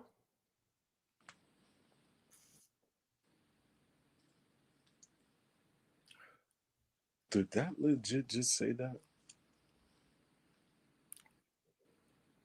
Knicks man, what's good? Yo, I legit stepped away for a little bit, and I ain't gonna lie to you. Who that Beck was in my mind the whole time, bro. Which Beck? That Beck was in my mind the whole time. What's good? What's good? What's good? I guess that Beck is in the building with outside. Oh, wow. Must be girls weekend. Kendall Rivera was good. Oh, yeah. Swaggy OG was good. So City, this is what I've been talking about a little bit. So I have a lot of thoughts on the Knicks, and I don't get a chance to share them because as a producer of both the shows, like I do a lot of stuff behind the scenes. And sometimes when it's 3 people on, say, if it's 4 people on screen and 3 are talking in intense conversation, I back away and allow the, you know what I'm saying, and let the conversation flow freely. If it's like 6 people on, I'm gonna get off the screen because I don't really like what it looks like with 9 people on the screen, right? Right. That's why I always back out and just sit here at the computer. I can see everything and hear everything, right? But I just don't like the, you know what I'm saying? It looked like that Brady Bunch. You know how the Brady Bunch come on? You ever seen the Brady Bunch? And where it'd be all the boxes with all these people and all that stuff? And I don't know how good that looked for TV. You know what I'm saying? But the thing is so I always back out and just chill. So sometimes I have thoughts and I have to keep them to myself. Like here's one. The Knicks are gonna throw everything that they can at the Timberwolves for Karl Anthony Towns this summer. Everything, right? Because we've been exploited. Big men have exploited us ever since day one. Even when Mitch was here, right? Okay. Even when Mitch was here, big boys have been exploiting us in the paint, right?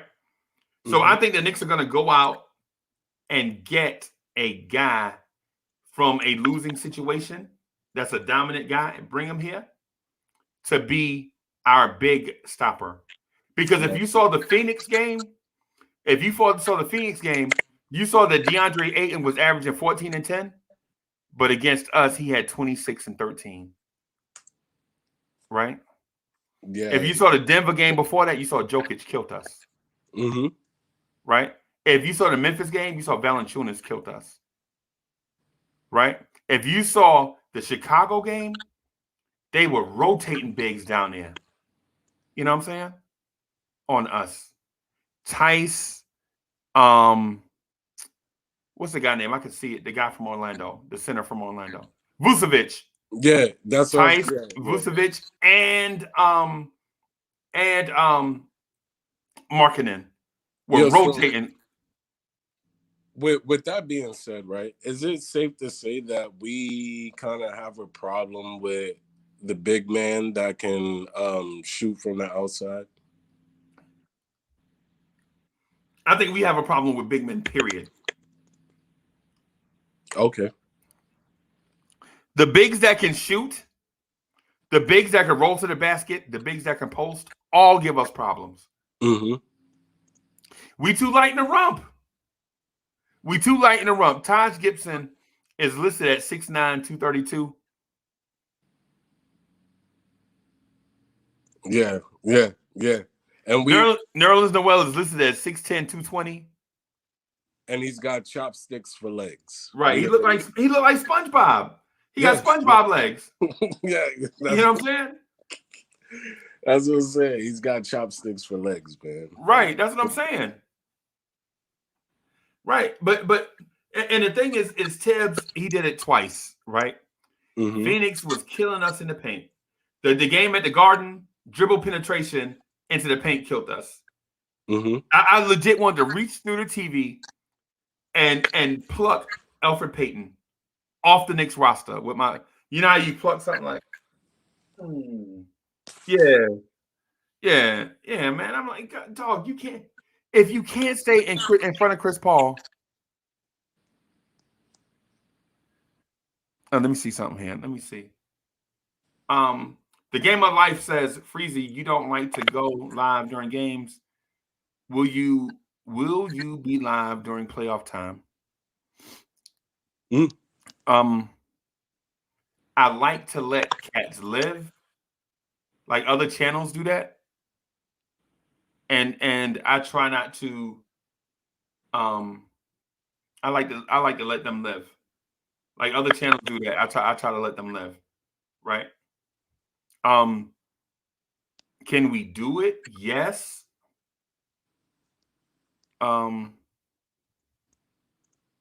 It's something to think about. I think it's a courtesy on our point. Like me and City, like Barnes said, we like to be courteous to others. I don't know if others share that same courteousness to us, that same courtesy to us. Like you know what I'm saying? We legit let them have their space during the game time. But on late games, they don't care. They come on, they jump on when we on. They don't care. You know what I'm saying? So I'm not trying to be gritty about it. You know, it's one of those deals where I like to be gentlemanly about it.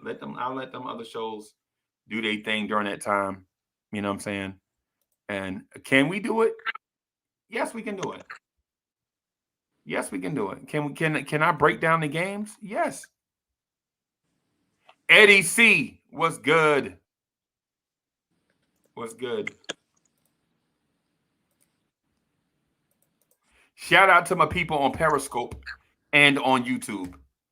Shout out to my people on Periscope and on YouTube. Right? Mm-hmm. Swaggy OG says the only way we get Cat is with Mitch, Knox, and picks. So I like Mitch. I like Knox. Right. I also like baby spinach salad. I also like Bud Light. Right. I also like fast cars and a smoking hot wife. Right. I also like all these things. Right. I like all these things. Right. So, and y'all know where I'm going with that. Moises Guerrero, what's good? What is good? What's good? What's good? What's good? What's good? You know what I'm saying? Yo, that was my bad. Yo, I'm gonna dip out real quick and I'll jump back in a second. Give me like 5, 10, something like that. All right, whatever, bro. I'll jump back in. Take your time, All right. bro.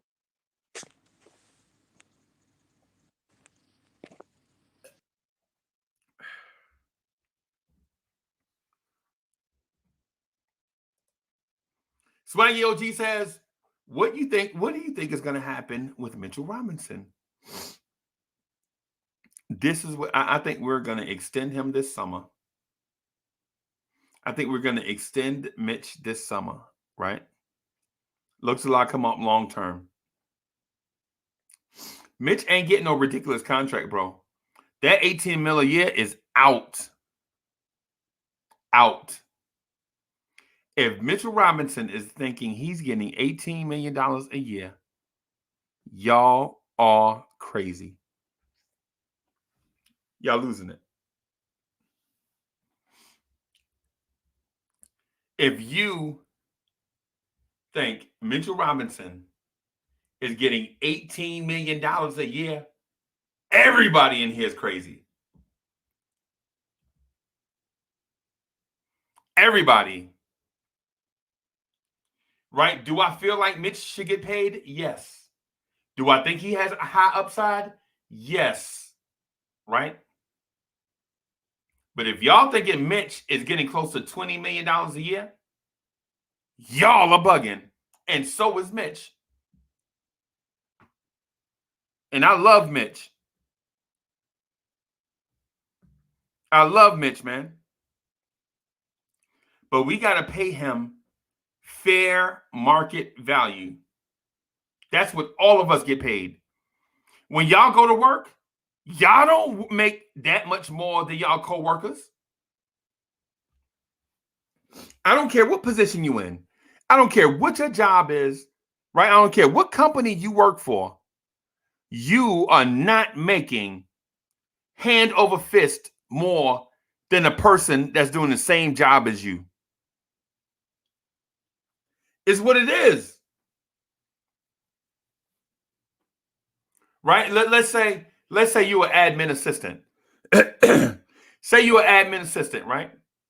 And say you in a building with 10 other admin assistants, right? You are not going to make hand over fist more money than the 10 other admin assistants.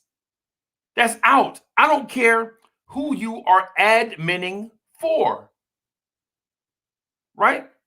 I understand admin assistants, depending on who you work for, you may get paid more money because you get different responsibilities. I know this, right? But don't get it twisted. You're not making executive money. You're not making executive money. You might make decent money for an admin, but you're not making executive money. Keep it real. Mitch. Let's keep it real. Mitchell Robinson, you ain't making money close to Julius Randle. You crazy. You crazy. You bugging. If you think you're gonna make money close to what Julius Randle is making, Julius Randle is making right at $19 million. You think Mitchell Robinson deserved that kind of money? Are y'all bugging? Did you see the production Julius Randle put up for almost 19 mil? And we think Mitchell Robinson is gonna get that? They crazy. Mitch, if you want 18 million, say la vie. La Simo, you got to go.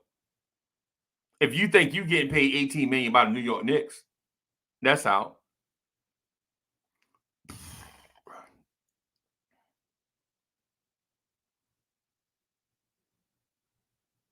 Mitch, $18 million. If Mitchell Robinson think he's getting $18 million, we are getting a center in a. Hey, look. Hey, Mitch, don't make me, Mitch. Look. Don't get it twisted, Mitch. Let's not go there, Mitch Robinson. I love Mitch. Mitch is my guy.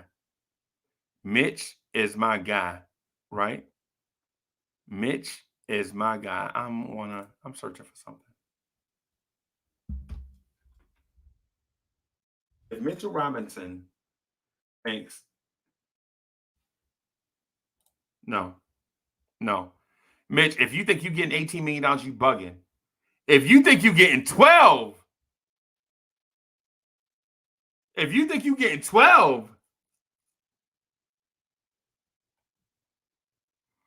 hey, man, child, I hear you. Teams are dying to get a cat like Mitch, right? So Mitch makes 1.5 a year, and I know that's a steal. I'm almost embarrassed to say that, right? He should probably be making somewhere in the 3 to 5 range, in fairness.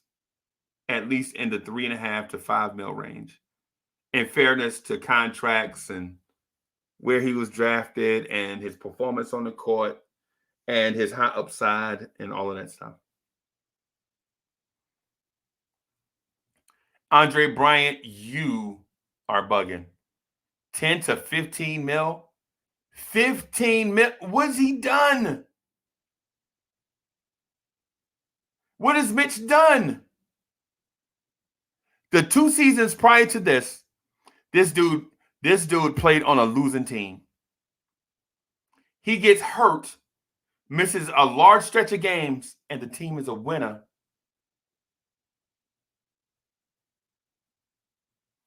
Think about what I just said.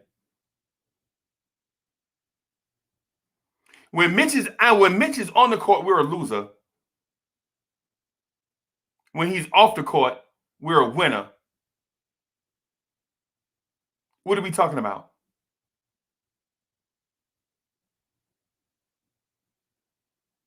What are we talking about? And you want to pay him $15 million a year?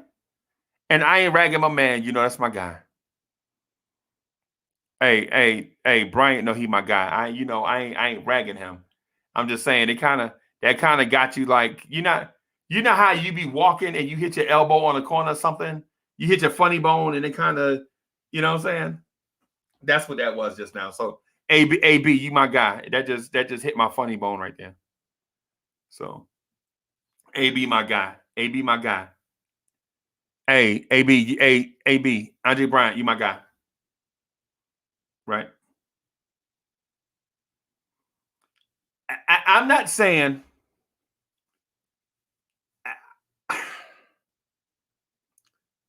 it's hard for me to say that we need a center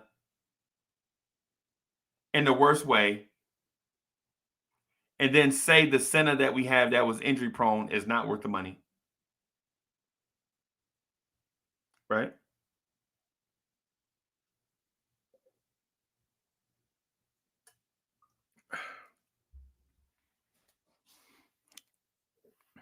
It's hard for me to say that. Yeah, man, child, Mitch is better than Nerlens Noel.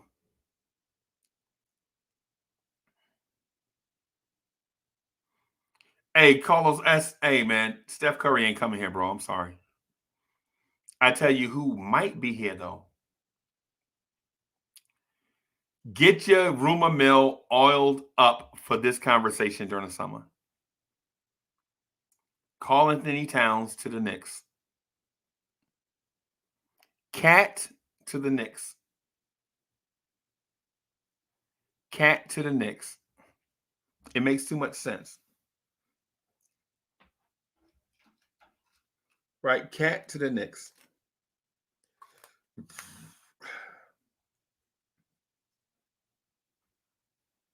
Yeah, man. Y'all smash that like button. Smash that like button. Support your boys. Support your man.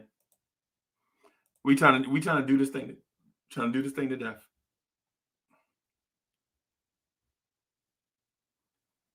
So Knicks man, hey, Dreadhead Kev says Dame Lillard.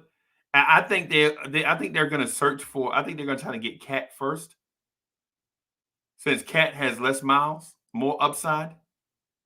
And then if they can't get Cat, maybe they'll explore. Dame Lillard. And just a Hoodie Cav update. I think Hoodie Cav is at so Hoodie Cav is down south. So Hoodie Cav is probably in a Tiger Mart right now at the Donut Rack. How long these donuts been out here? Probably got a Mountain Dew under his arm. You know what I'm saying? Fussing at the owner like, these cinnamon rolls ain't fresh. Hoodie Cav, let me bring City for Real back in here. Oh, it's Hoodie Cav! Hoodie Cav! Hoodie Cav! Hoodie Cav! Hoodie Cav! Hoodie Cav! Hoodie Cav! What's good? Good evening or good morning, everyone. So I apologize for my tardiness. I got home. It's like, man, I can't wait to dive in some of these delicious chicken wings that I've already eaten half of, and my Cinnabons Oh Lord. mini rolls. And I realized, wait a minute, I don't have my chicken wings and my Cinnabon mini rolls. I can't have this. I went back to my job, turned around, made a All the U-turn. way back to his job. Went there, my coworkers. I had my food sitting out in the table in the break room. So the lady who does night audit was like, "Oh, I thought that food was for everybody." I bet you did think it was for everybody. Notice. Hey, Kev, notice when good food is left around. Oh, I thought it was for everybody. When it's that stale sheet cake with the blue icing, when somebody when somebody misspelled Miss Tashonda's name, Ain't nobody touch it. Nobody touch it. They be mad when you tell them to throw it away. Hey, go in the break room, throw that sheet cake away. Why I gotta do it? You know what I'm saying? So because I had a pasta. It had like a pasta and some breadsticks. So she was like, "Oh, I thought it was for everybody. I had some of the pasta. You just help yourself." Bro, nothing frustrates me more than the break room lunch stealer. Nothing but, dog, I swear, Kev, listen. I ain't gonna lie to you. I will fire everybody in sight if somebody steal my lunch. Everybody. But they be like, but Uncle Freezy, I got 6 kids. I was just walking by to go use the bathroom. You fired. Nothing bothers me more than Hoodie Kev prepare his lunch or go buy his lunch from somewhere, get a telephone call and put his lunch away, and then come back and people been eating out of it. But then I had to be the nice guy, be like, on that fake smile, like, "Oh, it's okay." No, Kev. I'm firing everybody. Everybody got to go. You can have the rest. Oh, you got to give it a rest because she been touching it. Yo, Elvis is in the building. But on the inside, I was highly upset. And you know why you upset? Because the place you got them from, they probably closed. You can't get no pasta. I got this from Pizza Hut, and they've been closed. Right, exactly. I just knew I was gonna come home, have some of this chicken Alfredo and this breadsticks. I'm frustrated, bro. I'm frustrated by that. Everybody getting fired.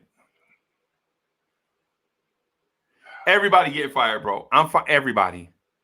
Everybody. Chris Chang gonna be like, Uncle Freezy, why are you firing me, bro? I was good. Hey, I'm sorry, bro. I don't make the rules. I just follow protocol. If one person go in somebody else's lunch, I gotta fire everybody, bro. Chris Chang like, but we boys, man, we brothers.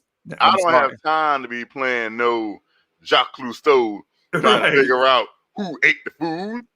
Hey, you remember that detective from Luke Cage, the girl that lost her arm? Yes. The clueless one, one that's always getting mad because she a black detective, but she poor at her job. Like, girl, the reason we not hating on you because you're a black female, we hating on you because you do your job poorly. You know what I'm saying? That's why we hating on you. Listen, spread love, not war. But you bad at your job, girl. You know what I'm saying? I don't know who's worse, her or Frank Drebin. Remember Frank Drebin? Yeah, from Police Academy. I mean, from Naked Gun. Yeah, from the Naked Gun. I'm sorry. Now Frank Drebin. Right. I ain't got time to be playing no Frank Drebin, having an open investigation. Right. About who ate the pasta. Right. Everybody got to go.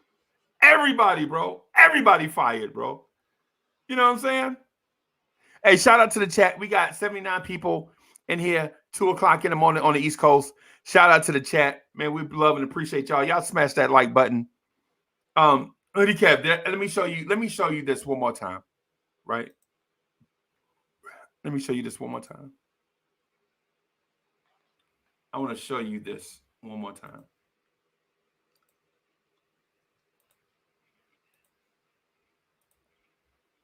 I just want to show this to you one more time, bro. Are these not fire, bro?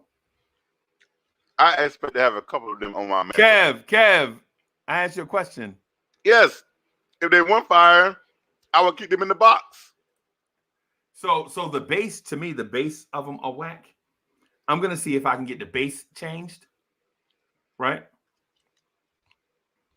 I'm gonna see if I can get the base on them changed. And we're gonna June 1st, we're gonna open up everything in order to get the votes cast. We're gonna let it rock from June 1st to June 30th, and then July, and then Kev, yes, you are gonna get a rape charge for those wings, bro. You legit are getting ready to get 30 years to life for what you're doing to those wings, bro. A jury of your peers is gonna convict you for 30 years of life for what you're doing to those wings, bro. R. Kelly is mad jealous of you for what you're doing to those wings. That makes no sense what you're doing to those wings, bro. Imagine. Chat, did y'all see Kev? Y'all see Kev with those wings just now? Kev legit is doing a Cinemax after hours movie on those wings. What in the world? What in the world's going on? What in the world? What in the name of Sam and Dave is going on with Kevin those wings? Bro, you better slow down before you get a ticket. I am hungry. I see that. Imagine what I'll be doing to that pasta right now. I don't want to imagine that. Right? I don't want to imagine that. Right? Kev is legit molesting those wings right now. Right? I thought Evergreen G. I saw Evergreen G eat a foot-long sub in 49 seconds. Right? I was like, Evergreen, slow down, boy, before you get a ticket. You know what I'm saying? He's like, hey, I'm hungry, bro. I'm sorry. You ate a foot-long sub in 49 seconds, bro. Right? But what Kev is doing to those, that Beck is hilarious. That Beck is hilarious, Joe. Yeah, that was funny. That was funny. But anyway, so Kev, I'm working on getting the championship belt this week. Right? I don't just want to order it off the internet without talking to somebody. Mm-hmm. Right? Mm-hmm. Because if they send it to my house and it's wrong, that means I gotta send it back to them for them to do over. Right? So we're working on that this week. We're working on the Freezy Awards, right? Have you come up? Well, I know with some of the categories for which you will be nominating people for. Yes, I need you to send me your email address after this, so that I can email you the questions that I had to because I have 20 categories and I want to shave it down to 12. Bam. Okay. All right. So you texted it to me or you put it in the private chat? It's in the private chat. I can text it to you too. So I said, hey, Kev, I need you to text me your email address, and then you just put it in the private chat. I mean, I can pick, you know what? It's just you and me. Right. No, I got it. Just in case you forget it, I will officially send my email. Chat, hey, so chat, you see how he don't listen to me at all? He don't, not that he has to follow orders, but what I'm saying is you see how he don't hear me at all? Like when I say stuff to Kev, he don't hear me at all. Right? So let me see, hoodie. I just hope that the great people of Blowing Tears Network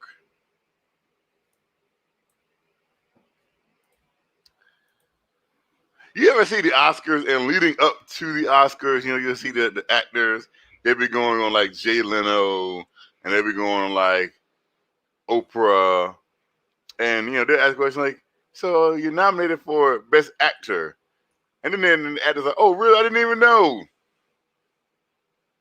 Sure you didn't. That's why you on Oprah.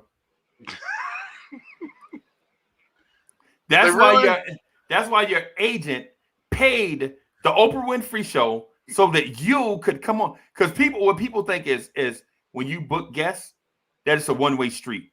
That you know what I'm saying, you go out and ask people to come onto your show, right? But nah, when you get to be Oprah's, when you get to be Joe Budden size, right? When you get to be Joe Budden size, now the rabbit has the gun.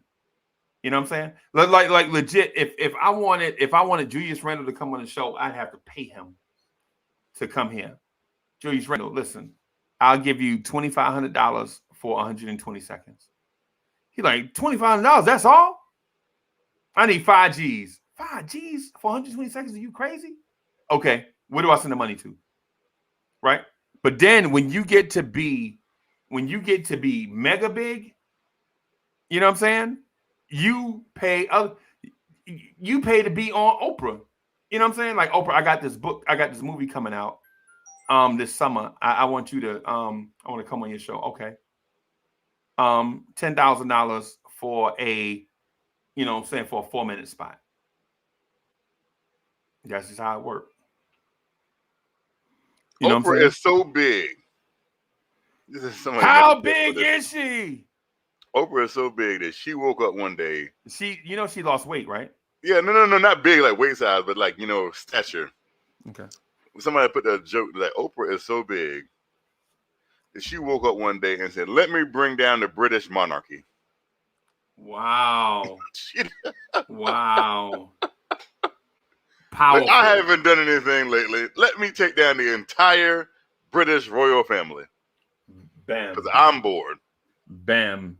I'm not even going in the studio. I'm going to have it in my backyard. Bam. And those chairs that they were sitting in, they got sold out. They said, you know who made those chairs? Do you know who made those chairs for the royal couple? I do not. Peter Brady from the Brady Bunch.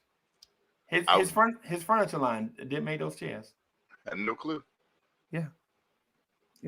Shout out to Peter Brady. Yeah. So here's the thing.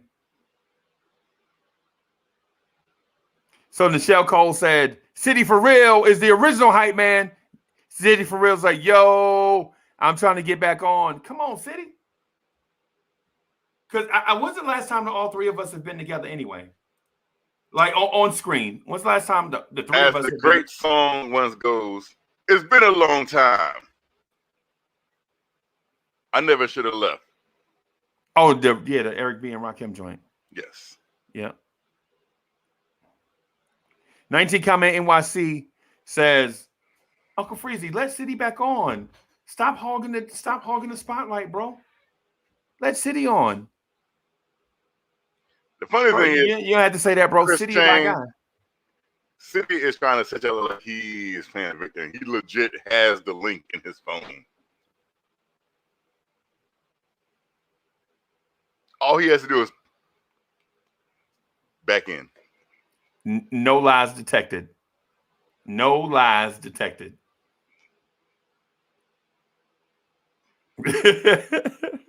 Your Honor, I rest my case. Yeah, y'all expected me to like jump on and be like, no, Hoodie Cap, leave him alone. No lies detected. I'm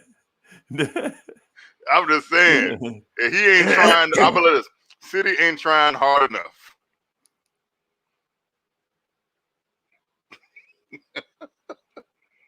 No lies detected. What y'all want me to say? What y'all want me to say that he lying?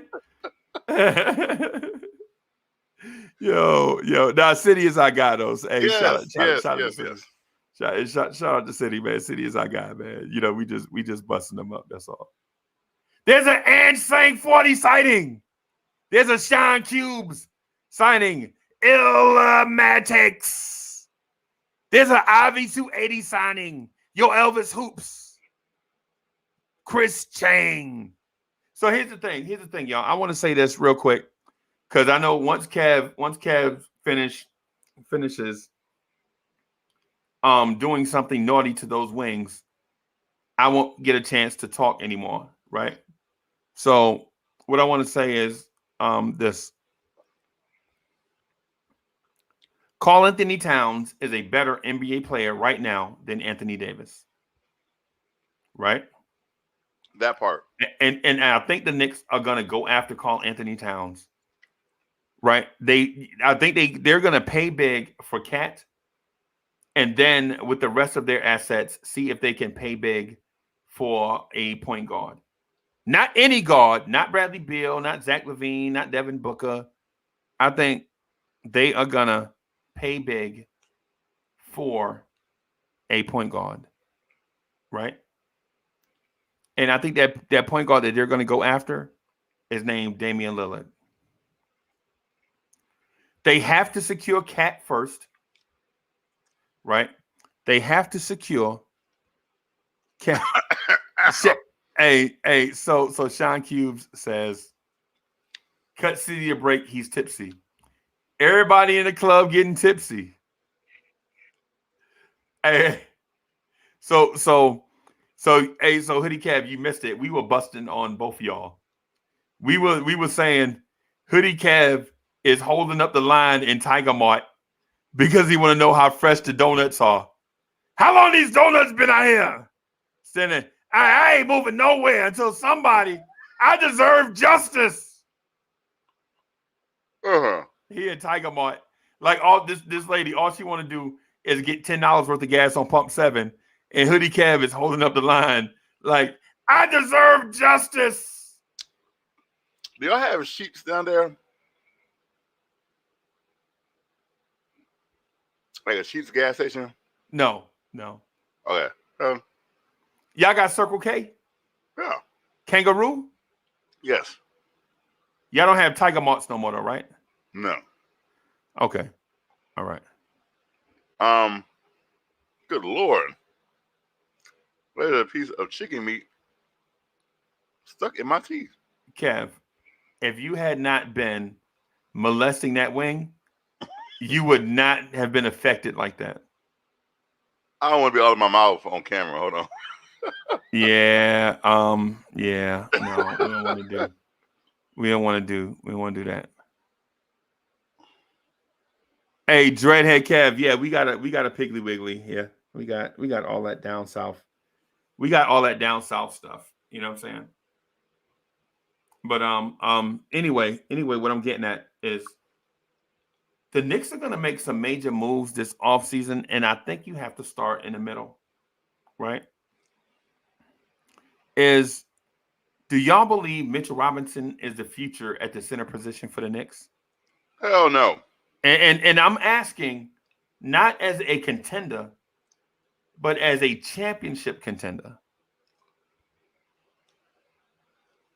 Swaggy OG, I agree with you. I think Dame Lillard is overrated. Right? Oh, Lord, here we go. Right? But I think if you couple him with Randall, RJ, Cat, I think he's a different player. I think he's a different player when you put him in a position where he doesn't have to defend. Hold on. When he doesn't have to be the primary scorer, I think he is an elite scorer. Uncle Freezer, how are you gonna get Karl Anthony Towns and Damian Lillard without giving up RJ Barrett? No. See, how is that humanly possible? Lucky Walker Visions. Cat might sound overrated, but the dude is a monster, bro. And so what you give up? You give up your Kev, you give up your short-term future for Cat, and you give up your long-term future for Damian Lillard. Meaning you give up your short-term future for Cat, and you give up your long-term future for Damian Lillard. So what's our long-term future? Damian Lillard. You didn't just hear me? You know what I'm saying? But what is our long-term future we're giving up? Draft picks. We're giving up draft picks. Yep. And what's our short-term future we're giving up? Young players and draft picks. We have a lot of draft picks, I guess. Yes. Because if you're giving up just draft picks, because it's going to take several So to get Damian Lillard. So what? How many are you going to have left, Carl? What is it? No, you go get Cat first, man. I just said, you don't hear me? What's in that cup, bro? What? What's in that red cup? Liquid. I bet it is. I bet you it's not water.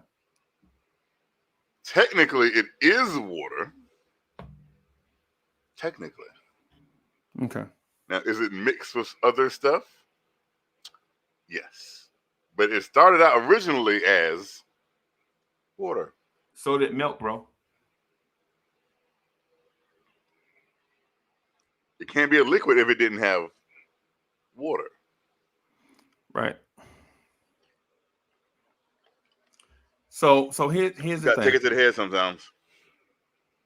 So here's the thing. If you think that you can't get Cat and Damian Lillard in the same offseason, you bugging.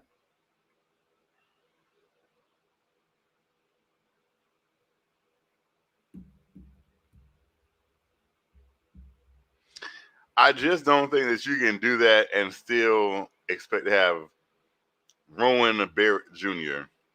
You'll have RJ on your team. You'll have RJ. Because you're going to go to Minnesota like, hey, Minnesota, I want you to give us a top 3 center in the league, an all-star. Yep. For, I'm throwing some names out there, Kevin Knox, Obi Toppin, Manuel Quickly, then like a couple second-round draft picks. No. Because if I'm Minnesota, I'm going to be like, yeah, hold on, someone else is calling me. Click. Right. Right. Right. Now, Minnesota may not want RJ Barrett because they have Malik Beasley and I keep forgetting that kid's name. Anthony Edwards. Anthony Edwards. I keep wanting to call him Anthony Bennett for some reason. Anthony Edwards. So they may not want. And Anthony Edwards, Anthony Bennett, Anthony Hopkins, they're all the same person, right? I don't know if Anthony Hopkins is, Odin. According to what you said just now. Oh, I get all these Anthonys mixed up. No, not all of them, just 2 of them.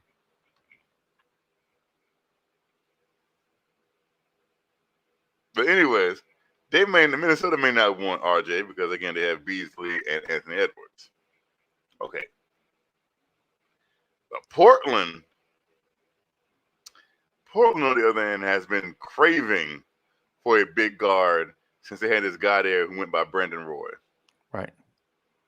I thought you were going to say Clyde Drexler, but anyway, go ahead. I'm with you. No, Brandon Roy. They have been yearning for that big guard since Brandon Roy.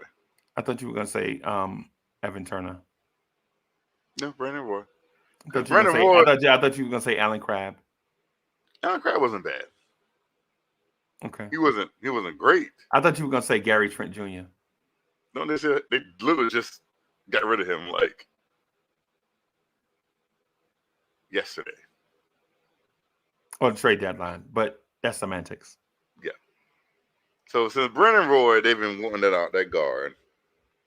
And they be like, oh, you want Damian Lillard? Well, there's a guy who looks like a dark-skinned version of Brandon Roy. You guys have.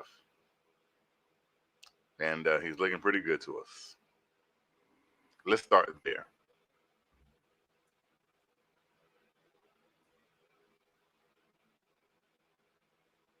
No. Scott Perry is too savvy for moves like that.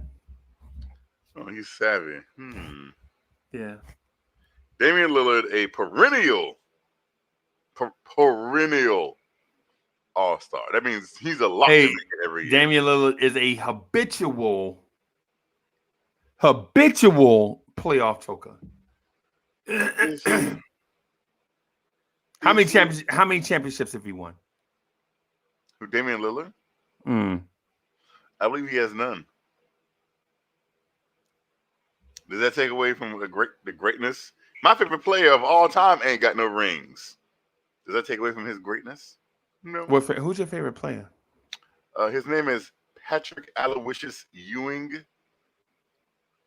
Pat's middle name is Aloysius? Yes. It is. Go figure. He used to wear number 33.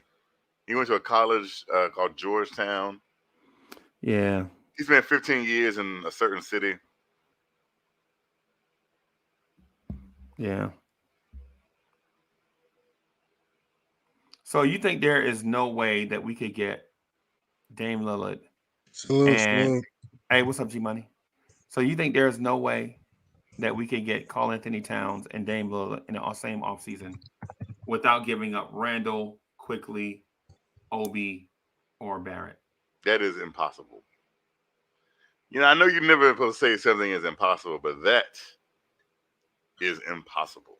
Hey, Frazee, some guy named Lukx, Lucrezi Walker Vision says you're lying on Dame. I think you tell the truth about Dame. So Lucky Walker Vision said I'm lying about Dame. He thinks you're lying about Dame being a playoff choker. Nah, Dame's a playoff choker. Other than the Thunder and the Rock, I'm asking people this question again. Other than OKC and Houston in the first round, name me a dominant playoff series Dame had. I'm asking people that question. Over the course of his career, too, now. Exactly, over his course of career. Other than the Thunder and the Rockies. Like, just flat out took over from start to finish.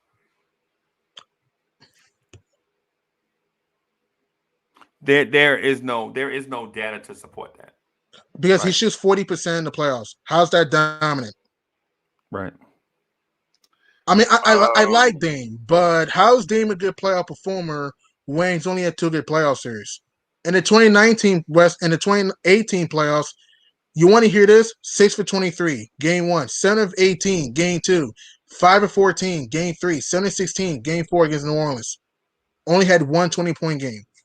When it went to the Western Conference Final, that doesn't matter because they got swept in the Western Conference Final by a Warriors team with no KD, no Boogie, no Habib Iguodala. Klay Thompson shot 38% in the series, and the Blazers were up 17 or more games 2, 3, and 4. Game 2, up 17.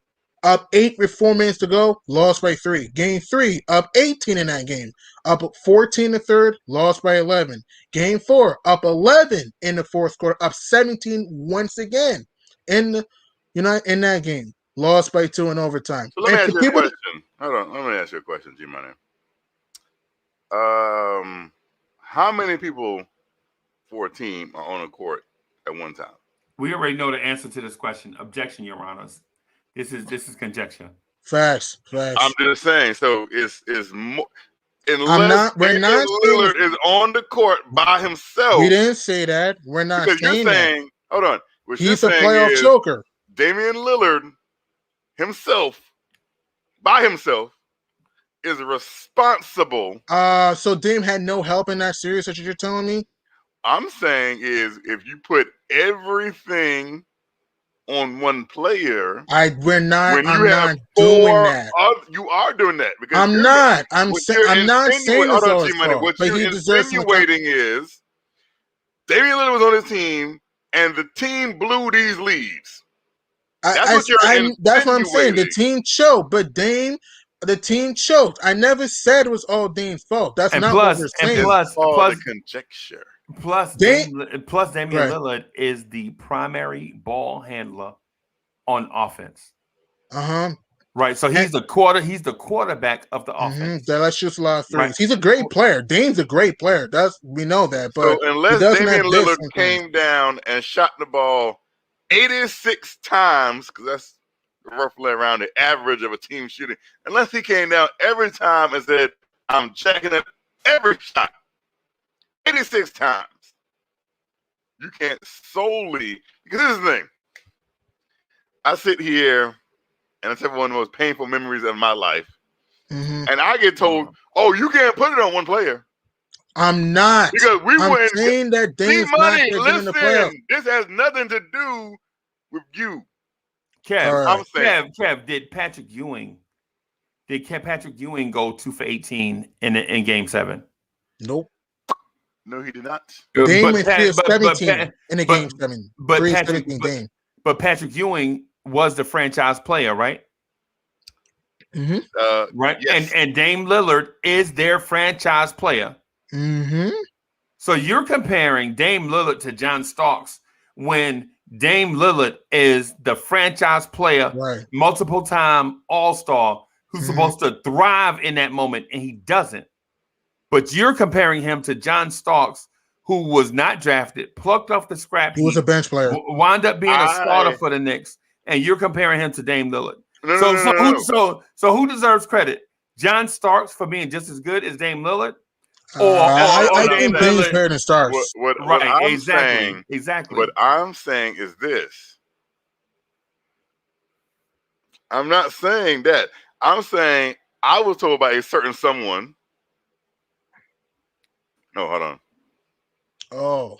A certain someone that maybe if Patrick Ewing had elevated his game, it would have been on Mr. Starks, who I have great respect. If you would like to ever join Blowing Stairs Knicks tonight, we will so humbly welcome you.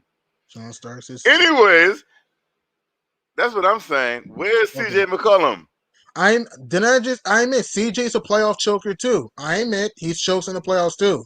Listen, I am not saying it's all on Dame, but if Dame is this clutch performer in the playoffs, I'm asking you, other than the Rockets and Thunder, name me a clutch moment in the playoffs Dame had. I'm asking you that question. Bro, he's got a nickname. His nickname is Dame Time. Dame Time because he hit one game-winning shot versus an injured Thunder team and against the Houston Rockets. Really? I give him that, but I'm asking people, other than those shots, name me a clutch moment in the playoffs Dame had. I'm asking people that question. You know, some of the greatest players in the history of this game don't come up in the playoffs. Well, we celebrate them. There was T-Mac. I mean, T-Mac wasn't a great playoff performer. T-Mac was it grows way more than just T-Mac. Some great players have never really been Vince Carter. I mean, Vince Carter wasn't that great in the playoffs. Epic playoff performers. You know, it's just a weird side note. You know, it's a really weird word. No. We're gonna stay on topic. Dame Lillard. See, you can't. And here's the craziness. People call me a hater, but I give him facts. People call me a Dame hater, but I'm giving facts. How is 40% in the playoffs good? I want to ask people that. You want to hear this? Slippery. You want to hear this? Freezy. People call Paul George a playoff choker, but he actually shoots better than Dame in the playoffs. Think about that. And Dame, Paul George is the first ballot Hall of Famer in my book. I say second round. I say second ballot for me. But if I say second ballot for me, that's just me. He's a top, in my opinion, Dame Lillard is a top 20 wing defender of all time. Everybody that has ever played the game. You meant Paul George. You meant Paul George, right? Who did I say? You said Dame. Dame's a terrible defender. I'm sorry. Dame's a horrible defender. Hey, thank you, G Money. Thank you, G Money, for correcting me on that. Thank you. Man, listen, chat. Paul George. Don't do it. Paul George is a top 20 wing defender of all times. I literally debunked this theory earlier. I was on the phone with Uncle Freezy. Name 10 wing defenders better than Paul George all time. Right now, up the gate, right there, 10. And Right. people keep calling me a Dame hitter. Be honest, Freezy, do I hate Dame Lillard? No, hate. Do I give Dame his credit when he plays well? No, people don't want to hear facts, man. They want to Thank hear you. they want to hear alternative facts. They want to build When narratives. They Right. only want to look at, Dame's hit 2 giving the shots against the Thunder and the Rockets. And I'm asking people once again, other than the Thunder and the Rockets, name me a dominant series Dame had. Other than the Thunder and the Rockets. Okay. I'm asking anyway, people. Hold on, because I'm about to get out. How is this hate? It's fact.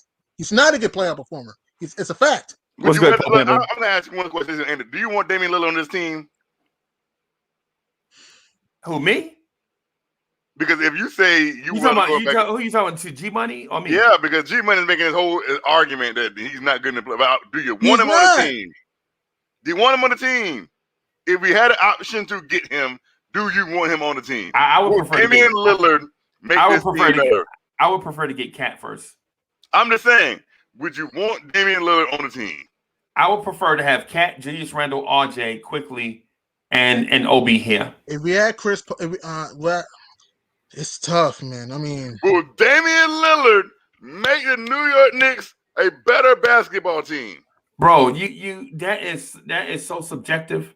Is it? That's like saying, is it hot outside?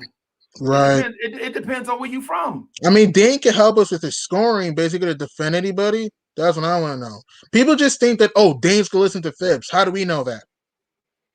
Okay, so you go ahead and run it back over Peyton next year and see where that gets you. In my personal opinion, this is wishful thinking. If we had an opportunity to get Chris Paul, it's wishful thinking. But if we had an opportunity to get Chris Paul, I would go after Chris Paul. And you still haven't answered the question. If Damian Lillard was like, hey, we're about to make a move with Damian Lillard. To be honest, the more I think about it, no. G-Money. Hey, G-Money. To be honest, no. Happy, this is Leon Rose. And we can get I just answered you. No. You can say no. You are insane. I'm sorry. I'm not getting a choke artist. I'm sorry. He can score and shoot, but he doesn't defend. Sorry. I'm not getting a guy who got outplayed by freaking Drew Holiday in the playoffs. Nah, man. I'm not. No way, man. That is insanity. Okay, and I don't care. I'd rather get a Chris Paul. Most people who are insane don't care that other people think and know that they're insane. All right. That's why they're insane. So, all right, I want to ask you, if you had 2 options, would you rather get Dame or Chris Paul? Who you choose? Huh? If you had 2 point guards between Dame and Chris Paul, who you choose? I mean, I'm taking Chris Paul. Right. But that's not a slight on Damian Lillard. What are we even talking about? What are we talking about? When did I ever say Dame? How is me taking Chris Paul over Damian Lillard a slight on Damian Lillard? You guys are making it seem that I'm saying Dame sucks. I never said Dame sucks. He's a great player.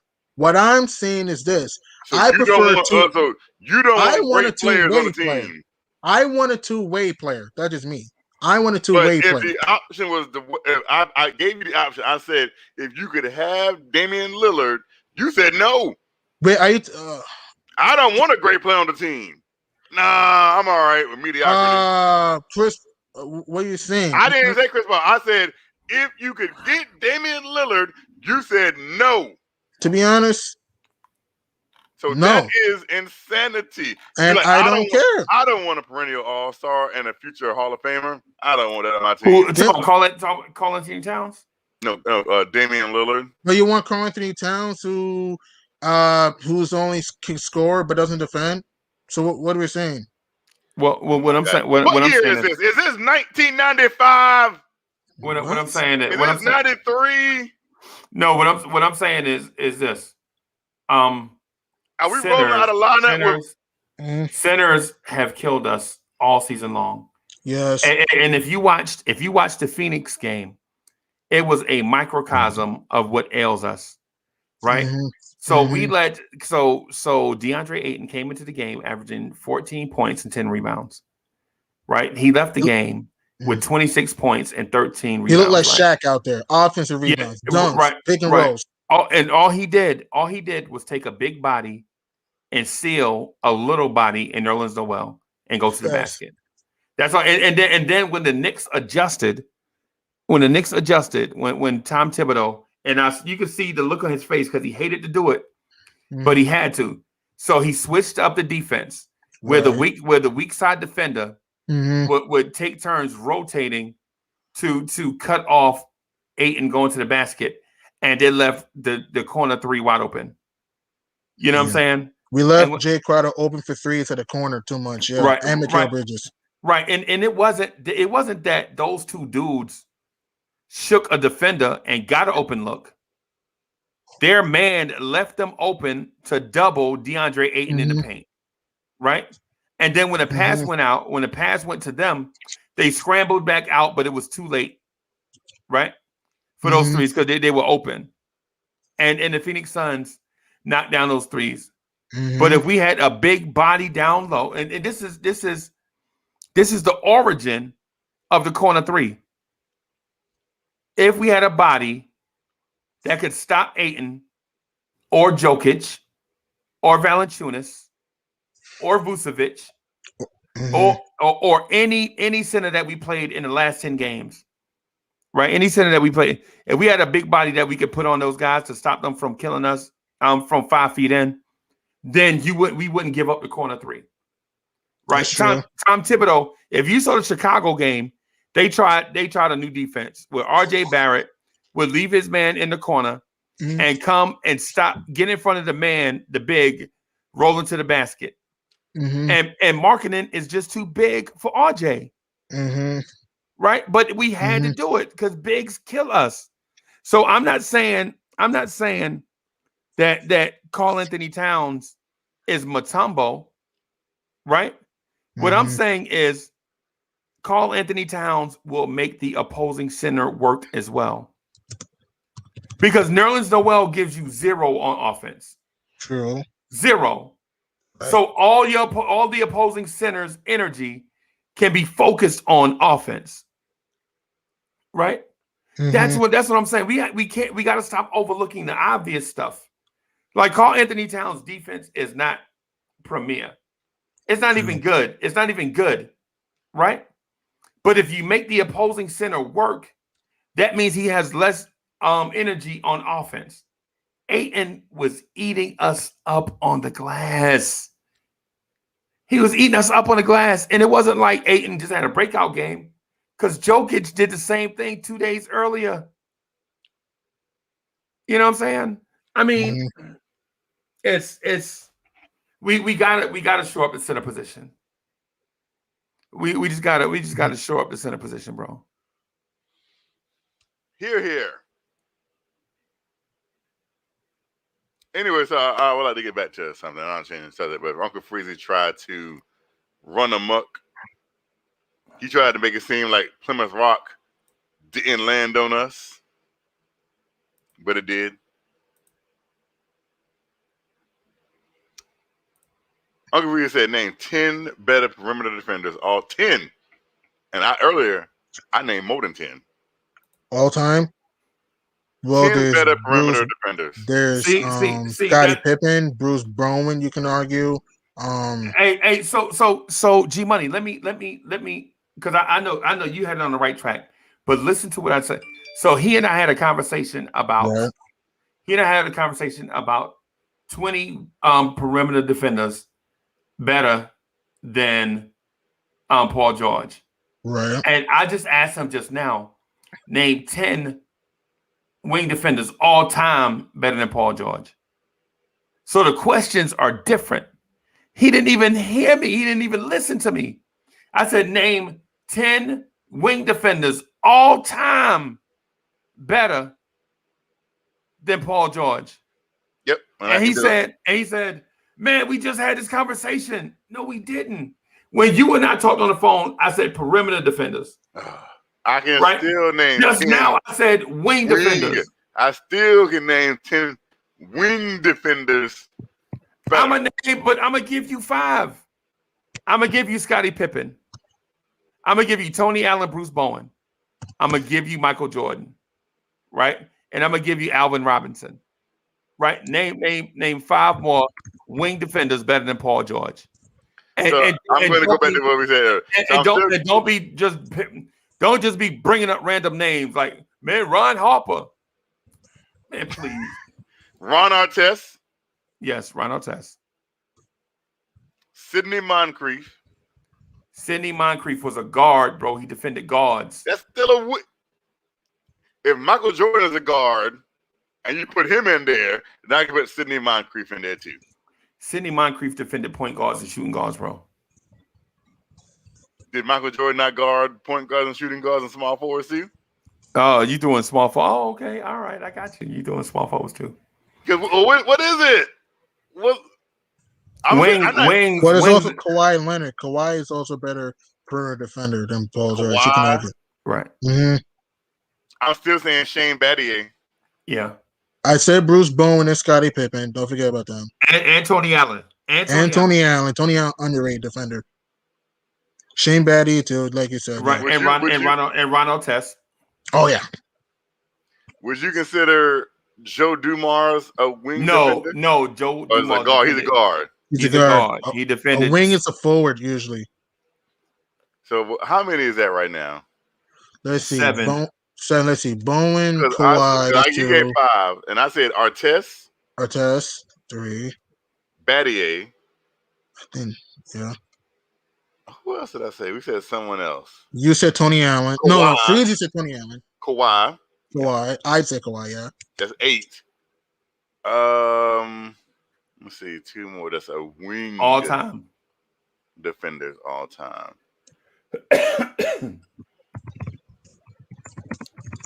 Don't get stuck. Don't get stuck, bro. Are you Googling? No, I'm not. Yo, are you Googling? I'm really. My hands are right here. I'm not Googling anything. If you are Googling, then you lost the argument. I'm not Googling. Kobe Bryant. What about Kobe Bryant? No. I don't think Kobe's a better defender than Paul George. I don't think Kobe's a better defender than Paul George. Hey, was he a good?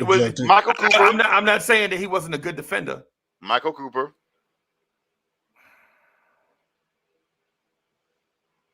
He's not better than Paul George.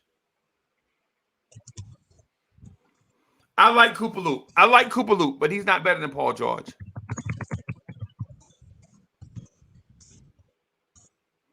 You want to say Billy Cunningham? Mm-hmm. You want to say Billy Cunningham? I give you that one, but you don't even know who he is. I don't know who that is. You thought I said? You thought I said Richie Cunningham? I was like, is that Richie's brother? No, that's Fonzie. You really killing me with the whole. Quentin Richardson is not a better defender. We said we said Bruce Bowen. Yeah. We're talking about perimeter defense. We're not talking about overall, just perimeter defense. I would go on a ledge and say Sean Elliott, but you crazy. I'm not going to go that far. Crazy. He ain't even close. Sean was a good defender, but I won't go that far. And you told me no to the Miami Dan Marley. Dan Marley, are you Miami Dan Marley? Bro, this is mad questionable right here. Can I say Eddie Jones, or is he a guard? Oh, Eddie Jones. That's what about Sean Marion? Some people say Sean Marion. I like Sean Marion also. Great defender, can hit the 3 and athletic too back then. Yeah. Eddie Jones. Eddie Jones is probably better than a lot of these dudes that we just mentioned. Eddie Jones was a lockdown defender. The first person I actually heard somebody reference 3-and-D was Eddie Jones. So that's and Eddie Jones. Eddie Jones got a raw deal, I think, in his career. Hey, no, we not slipping out of this argument, bro. We talking about Paul George.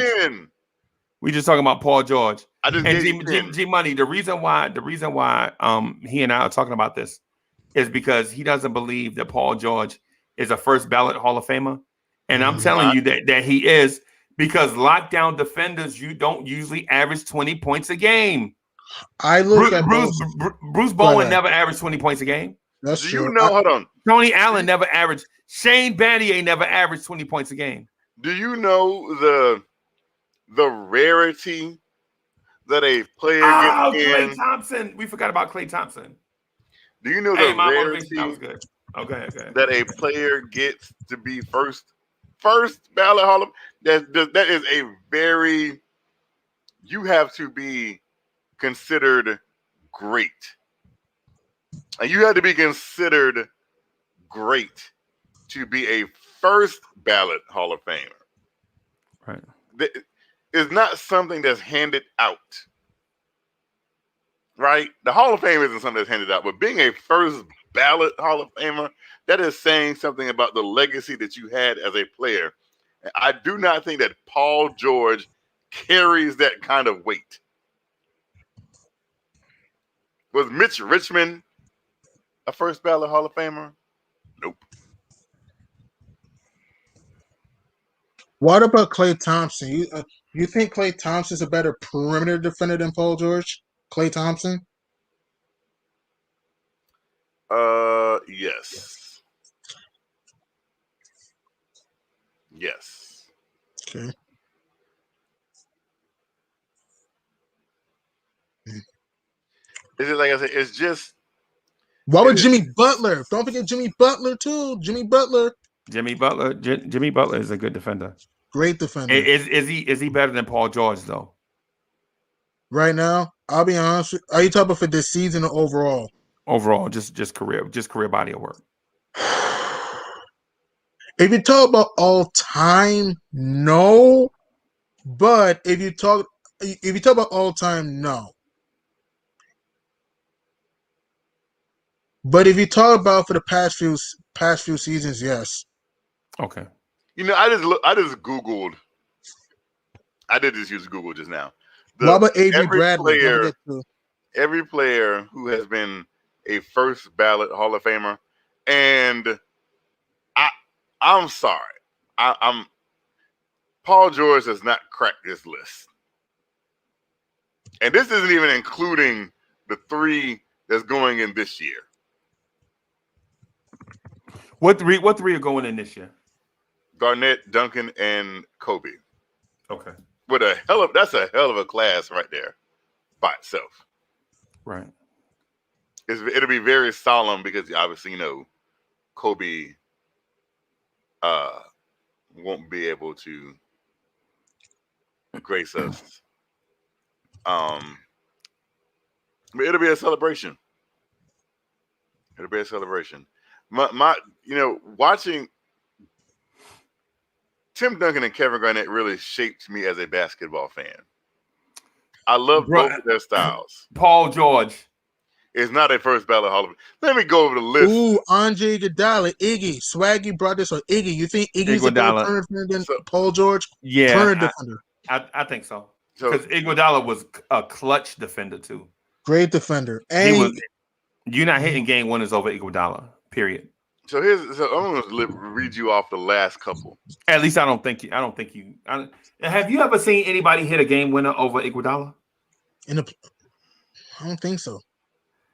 As a matter of fact, remember he stripped Dame Lillard in the playoffs. Remember that? Game 2, and I told you what happened. Yeah. Right. So we have Kidd, Grant Hill, Steve Nash, Ray Allen, Tracy McGrady, Allen Iverson, Shaq, Yao, Mutombo, Alonzo Mourning, Gary Payton, Scottie Pippen, Carmelo. Who are these people? What are these people? David Robinson. These are all the people who have been first ballot Hall of Famers. Okay. David Robinson, Michael Jordan, Akeem Olajuwon, Patrick Ewing, Charles Barkley, Clyde Drexler, Robert Parrish, Magic, Moses, Andre Bryant. Sorry. Mikhail, Larry Bird, Alice English, Kareem, Bill Walton, Julius Erving, Elvin Hayes, John Havlicek, Bill Bradley, Jerry West, Oscar Robertson, Jerry Lucas, Wilt Chamberlain, Elgin Baylor, Bill Russell, Bob Pettit, Bob Cousy, Andy Phillip, Ed McCauley, and George Mikan. And you trying to tell me that Paul George is going to be on that list too? I see it's a second ballot. For me, Paul George is how rare that is?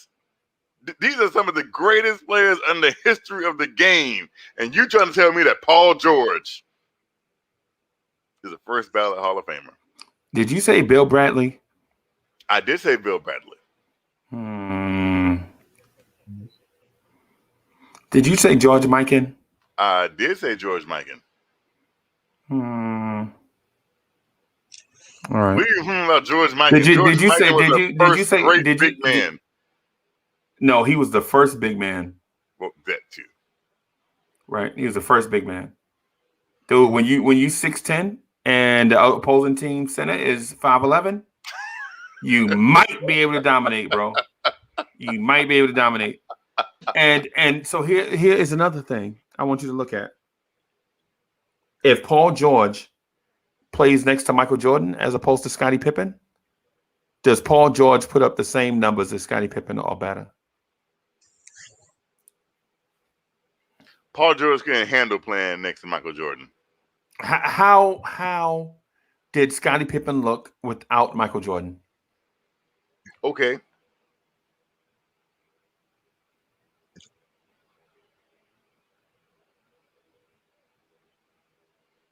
But I don't think, like I said, Paul No, not after they broke the Bulls up. I'm talking about 93, 94.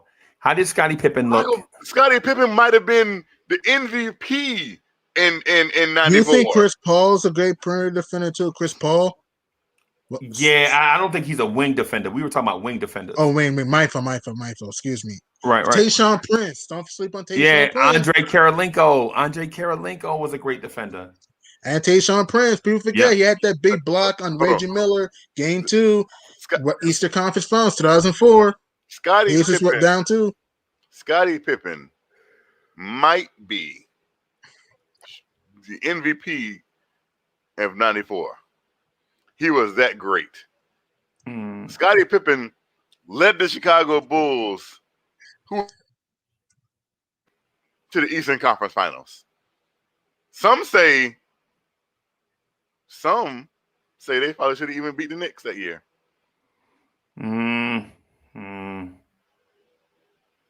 I would say that you're wrong. Oh.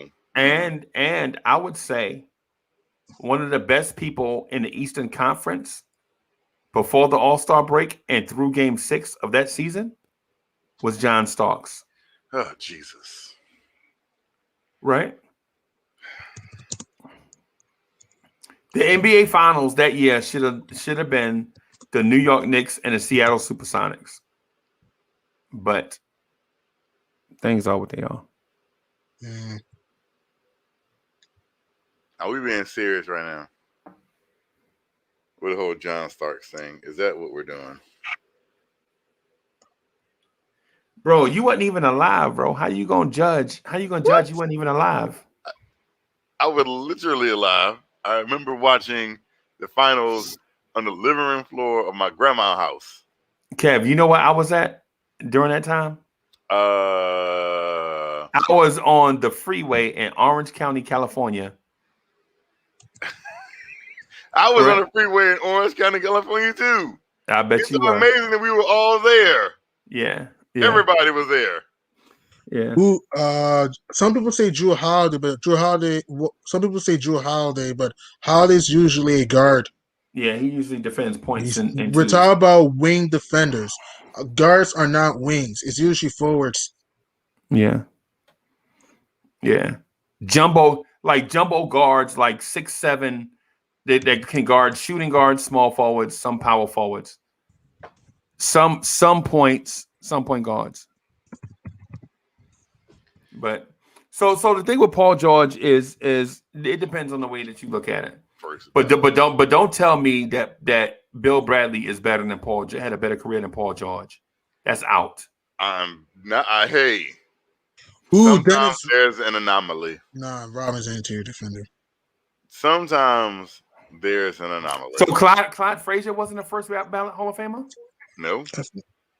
Okay, well, I'm on your side now. Because if Clyde Frazier was not good enough to be a first ballot Hall of Famer, I'm on your side. Neither was Willis or Earl the Pearl. Clyde Frazier was not a first ballot Hall of Famer, but Bill Bradley was. What does that tell you about the way that vote goes? That's a shame before the Lord. That's a shame before the Lord. Do you think Dennis Rodman was a better perimeter defender than Paul George? Rodman? In his early years? Yes. I made a mistake. Rodman can't guard a perimeter. My fault, guys. My fault. He was a good perimeter defender. My fault. Yeah, I think Rodman in his Detroit Pistons years was the best perimeter defender I had ever seen in my life. Right? They would put Dennis Rodman on Alex English or Dominique Wilkins, and they legit could not even get the ball. They could not get a shot off. That's how good Dennis Rodman was. Like you could put Dennis Rodman on Michael Jordan, and Michael Jordan could get shots off, but he had to take 30 shots to score 30 points. That's how good Dennis Rodman was before he grew into his body and became a power forward. Here's something. You hear something funny? A trivia question. There's a trivia question. People had to guess, like people who you thought were first ballot Hall of Famers. Did you know that Bill Bradley came up second to last? And the last place was a guy named Ed McCauley. Right. And then it was Bill Bradley. Right. Who would have guessed that? Bill Bradley is a Knick, an all-time great New York Knick, right? Yes. But he is not the first name you think about during those championship years. Not even a second. Or the third. Right. Or the fourth. Right. How does Bill Bradley become a first ballot Hall of Famer? Maybe because they liked him because he became a senator.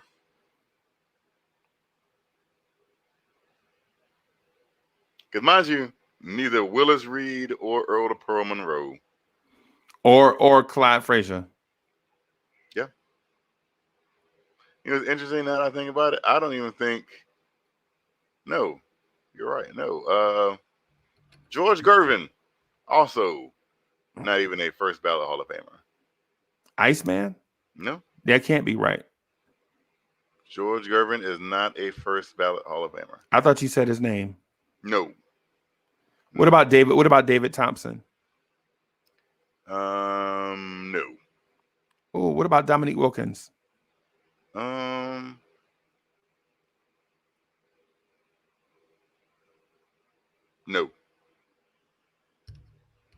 This can't be right. This can't be right. This can't be real life right here that we talking about. Dominique Wilkins was not a first ballot Hall of Famer. All right, so Kev, I gotta go. I gotta do some stuff in the morning, man. We've been on about 3 hours. Are you admitting that because Dominique Wilkins that you're right? Wasn't even a first ballot Hall of Famer. You're right, because that list is biased. That list is biased as hell. I don't even want to talk about it. I don't even want to talk about it because if Bill Bradley was a first ballot Hall of Famer and Clyde Frazier wasn't, that list is biased. Right? So anyway, I gotta get out of here, man, so I can get some sleep so I can do some stuff in the morning. Right? Not you get some sleep. Yeah, I gotta get I legit gotta be up at 5 o'clock. Well, hold on. Let me say something to Andre Bryant. Theoretically, I said I got to be up in 2 hours. Kev was like, "Let me do my filibuster because Andre Bryant let me filibuster first." Andre Bryant said the Basketball Hall of Fame counts your college career also. Yeah, it does. Which is true, but it's kind of not true because the NCAA has its own wing. Like the Naismith Hall of Fame is one building. The NBA has a wing, and NCAA has a wing. There's players in the NCAA wing who aren't. Case in point, I always say the Dream Team has 11 NBA Hall of Famers. 12 Hall of Famers altogether, but 11 NBA Hall of Famers because Christian Laettner is not in the National Basketball Association Hall of Fame. But he's in the NCAA Hall of Fame. I'm going to let Uncle Freezy go. Good night, Uncle Freezy. Bro. Christian Laettner.